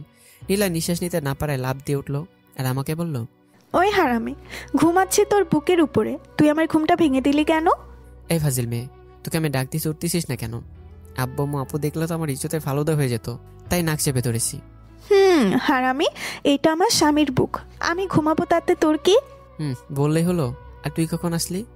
এই তো সকালে তোর বাসায় আসছি, আম্মুকে বলে উপরে আসছি, এসে দেখি তুই ঘুমাচ্ছিস আর তোর বুকে আমি মাথা দিয়ে ঘুমাচ্ছি। মিস করতে চাইনি, তাই ঘুমাইছি তোর বুকে। হ্যাঁ হয়েছে, আর এখন সর, আমি ফ্রেশ হয়ে আসি। যা, পরে তোরে শোধ তুলমু, বলে দিলাম। উঠে আমি ফ্রেশ হতে গেলাম। ফ্রেশ এসে দেখি নীলা এখনো বিছানায় বসে পা দুলাচ্ছে। আমি নীলার পাশে বসে পরে টোকা দিলাম, আর নীলা বলল, ওই টোকা দিলি কেন? আর আমার একটা জিনিস খাইতে মন চাচ্ছে। এমনি। আর তোর কি খেতে মন চাচ্ছে বল, আমি এনে দিচ্ছি। তোকে আনতে হবে না ওই জিনিস, তোর কাছেই আছে। আমার ঠোঁটের দিকে ইশারা দিয়ে ইনোসেন্ট হয়ে বলতেছে। আমি বুঝতে পেরে বললাম, এই না না, আব্বু আম্মু আপু আসলে ইজ্জতের ফালুদা হয়ে যাবে, আর যা খাবি বিয়ের পর। না, আমি কোনো কিচ্ছু শুনতে চাই না, তাড়াতাড়ি করে আগে দরজা লেগে দিয়ে আসি। আমি বলতে যাব, তখন নীলা উঠে গিয়ে দরজা লাগিয়ে দিল। আমার কাছে এসে বিছানায় আমার দিকে এগোচ্ছে, আর আমি পিছাচ্ছি। নীলা আমার হাত চেপে ধরে আমার মুখের দিকে এগোচ্ছে। আমি বললাম, এই নীলা এখন না। নীলা আমাকে কিছু বলতে না দেই আমার ঠোঁট তার আয়ত্তে নিয়ে নিল। আমি আর কথা বলতে পারছি না। নীলা আমার ঠোঁট তার দখলে নিয়ে কিস করতে লাগলো। আমিও তোর সাথে রেসপন্স দিলাম। এইভাবে 10 মিনিট পর আমাকে ছেড়ে দিল। আমি নীলা দুজনে হাঁপাচ্ছি। আমি হাঁপাতে হাঁপাতে বললাম, এই ফাজিল মেয়া, আর কিছুক্ষণ হলে তো আমার দম বন্ধ হয়ে যেত। আমার কিন্তু ভালোই লেগেছে, আবার হবে নাকি? এই না না, আর নয়, এখন চল নিচে যাই। আচ্ছা, পরে কিন্তু এর শোধ তুলমু। আমি আর নীলা নিচে আসলাম। রুম থেকে বের হয়ে নিচে এসে আম্মু খাবার বেড়ে দিল। আমি আম্মুকে বললাম, আম্মু আজ তুমি আমাকে তুলে খাওয়াও। না, আজ তোরে তুলে খাওয়ামো না, আজ আমি আমার নীলা মামুনিরে তুলে খাওয়ামো। কি হলো মামুনি, খাবা তো? আম্মু, আজ তোমার হাতে তুলে খাবো। আইছে ধ্যাত, আজ আমাকে তুলে খাওয়ালো না। ভাইয়া আব্বু আম্মু আপু সবাই এসে দিল। আমরা সবাই খাবার খেয়ে নিলাম। আমি আম্মু আব্বু ভাইয়া সহ কলেজে আসলাম। আপু বাসায় আছে, তার ফাইনাল পরীক্ষা। আমি আর নীলা ক্লাসে আসলাম। ক্লাস করতে করতে বিকেল হয়ে গেল। কলেজ ছুটি দিল। আমি নীলা ক্লাস থেকে বের হয়ে আমার বন্ধুদের সাথে আড্ডা দিলাম। আমি নীলা সারা বিকেল পার্কে ঘুরে বেড়ালাম। আমি সন্ধ্যায় নীলাকে বাসায় নামিয়ে দিয়ে আমি আমার বাসায় চলে আসলাম। আমি আব্বু আম্মু আর ভাইয়ের সাথে অনেক গল্প করলাম। আম্মু খাবার খেতে ডাকলো। আমরা খাবার খেয়ে নিলাম, যে যা রুমে গেলাম। আমি রুমে বিছানায় শুয়ে পড়লাম। কিছুক্ষণের মধ্যেই ঘুমের রাজ্যে তলিয়ে গেলাম। এইভাবে দেখতে দেখতে কেটে গেল 10 দিন। এই 10 দিনে নীলার সাথে অনেক জায়গায় ঘুরে বেরিয়েছি। বিয়ের কার্যক্রম আব্বু আম্মু শুরু করে দিছে। আমার বন্ধুদেরও বিয়ের কথা বলেছি, তারা খুব খুশি। এই 10 দিনে কিভাবে কেটে গেল আমি বুঝতেই পারলাম না। আমি আর নীলা দুজনেই 10 দিন কলেজও করেছি। কলেজ শেষ করে ঘুরে বেড়ানো। ভাইয়া 3 দিন পর পর আমাদের বাসায় এসেছে, নীলাদের বাসা থেকে। 10 দিন পর আজ আমি ঘুমিয়ে আছি, হঠাৎ মোবাইল বেজে উঠলো। আমার ঘুম ভেঙে গেল। আমি বিছানায় উঠে বসে মোবাইলের স্ক্রিনে দেখলাম নীলার নাম্বার বেশি উঠেছে। আমি রিসিভ করে নীলাকে বললাম, হ্যাঁ বল নীলা। হোসেন, আজ তুই তাড়াতাড়ি আসবি। কলেজে আমরা এক জায়গায় সব বন্ধু মিলে ঘুরতে যাব। আচ্ছা নীলা। আমি কিছুক্ষণ গল্প করে মোবাইল রেখে ফ্রেশ হতে গেলাম। ফ্রেশ হয়ে এসে রেডি হয়ে নিচে আসলাম।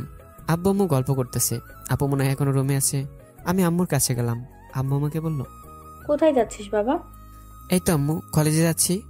আচ্ছা যা, আর খাবার খেয়ে কলেজে যা। না আম্মু, আমি পরে খেয়ে নেবো। আমি গেলাম, থাকো।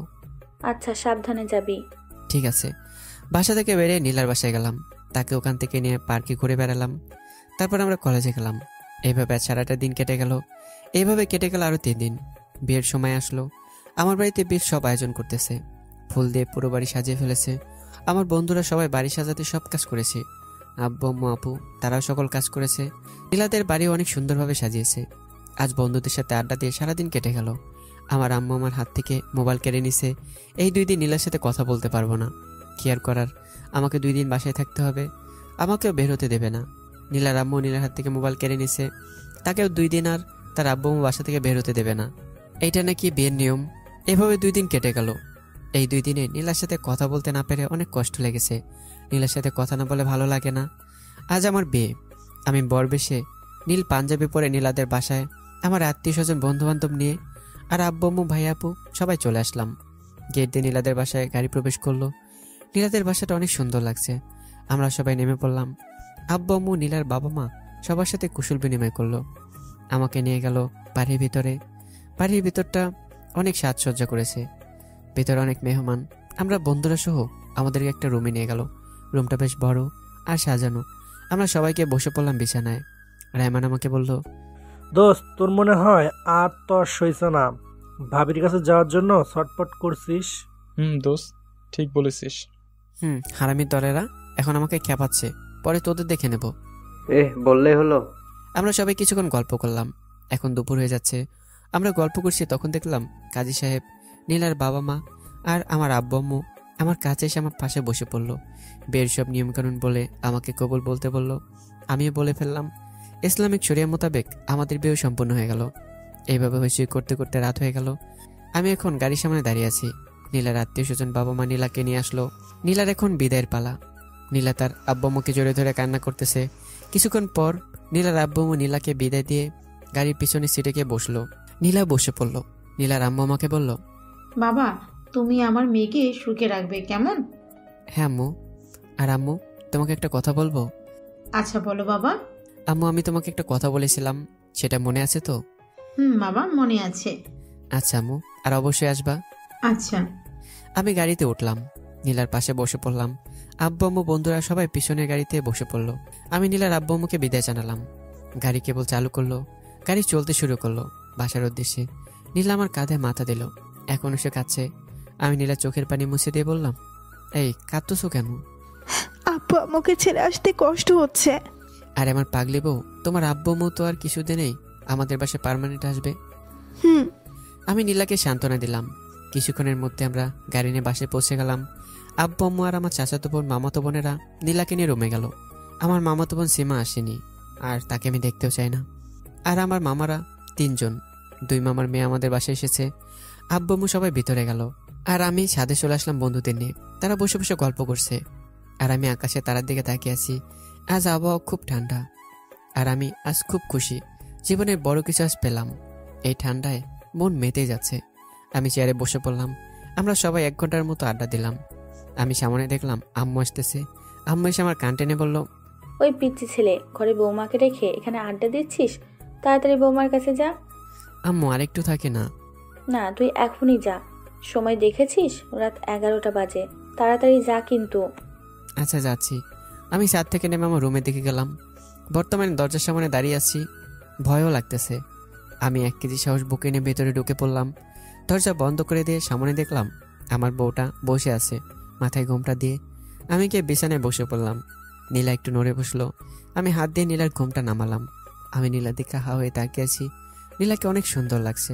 আমার হা হয়ে তাকিয়ে থাকা দেখে নীলা বলল, ওই ফাজিল, হা করে আছিস কেন? হা করে তাকিয়ে থাকবো না তো কি করবো? তোকে যা কিউট লাগতেছে। আমার বউটাকে দেখে তো আর চোখই সরাতে পারছে না। হইছে গো জান, এখন চলো অজু করে 2 রাকাত নফল নামাজ পড়ে নেই।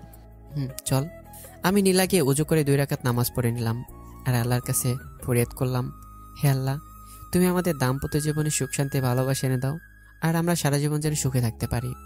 আমি নীলা নামাজ শেষ করে বিছানায় এসে বসতেই নীলা আমাকে ধাক্কা দিয়ে ফেলে দিল বিছানায়, আর আমাকে বলল, জানো, এইবার তুমি কই যাবা? আজ তোমার সাথে আমি রোমান্স করব। এই কি বলছিস এগুলো? আমি বলতে যাব তখন নীলা আমার বুকের উপর উঠে পড়ল আর আমার ঠোঁট জোড়া তার দখলে নিয়ে নিল। আমি এর কোনো কথা বলতে পারলাম না। নীলা আমার ঠোঁটে কিস করছে, আমি তার সাথে রেসপন্স দিলাম।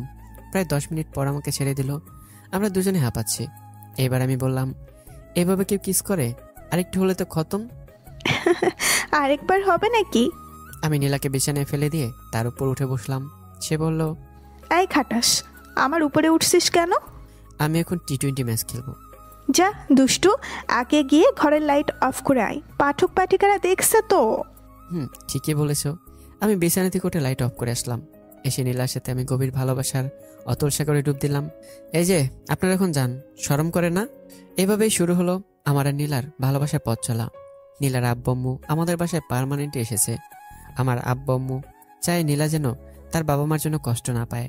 নীলার বাবা মা, আমার বাবা মা, নীলা, আপু, ভাইয়া সবার সাথে সুখে দিন কাটাচ্ছে। ভাইয়ার কিছুদিন আগে বিয়ে হলো, ভাবির সাথেও ভাইয়া সুখেই দিন কাটাচ্ছে। আপুরও বিয়ে হয়েছে, তার জামাই কোম্পানির ম্যানেজার, তার সাথে সুখে দিন কাটাচ্ছে। এভাবেই শেষ হলো একটি ভালোবাসার গল্প।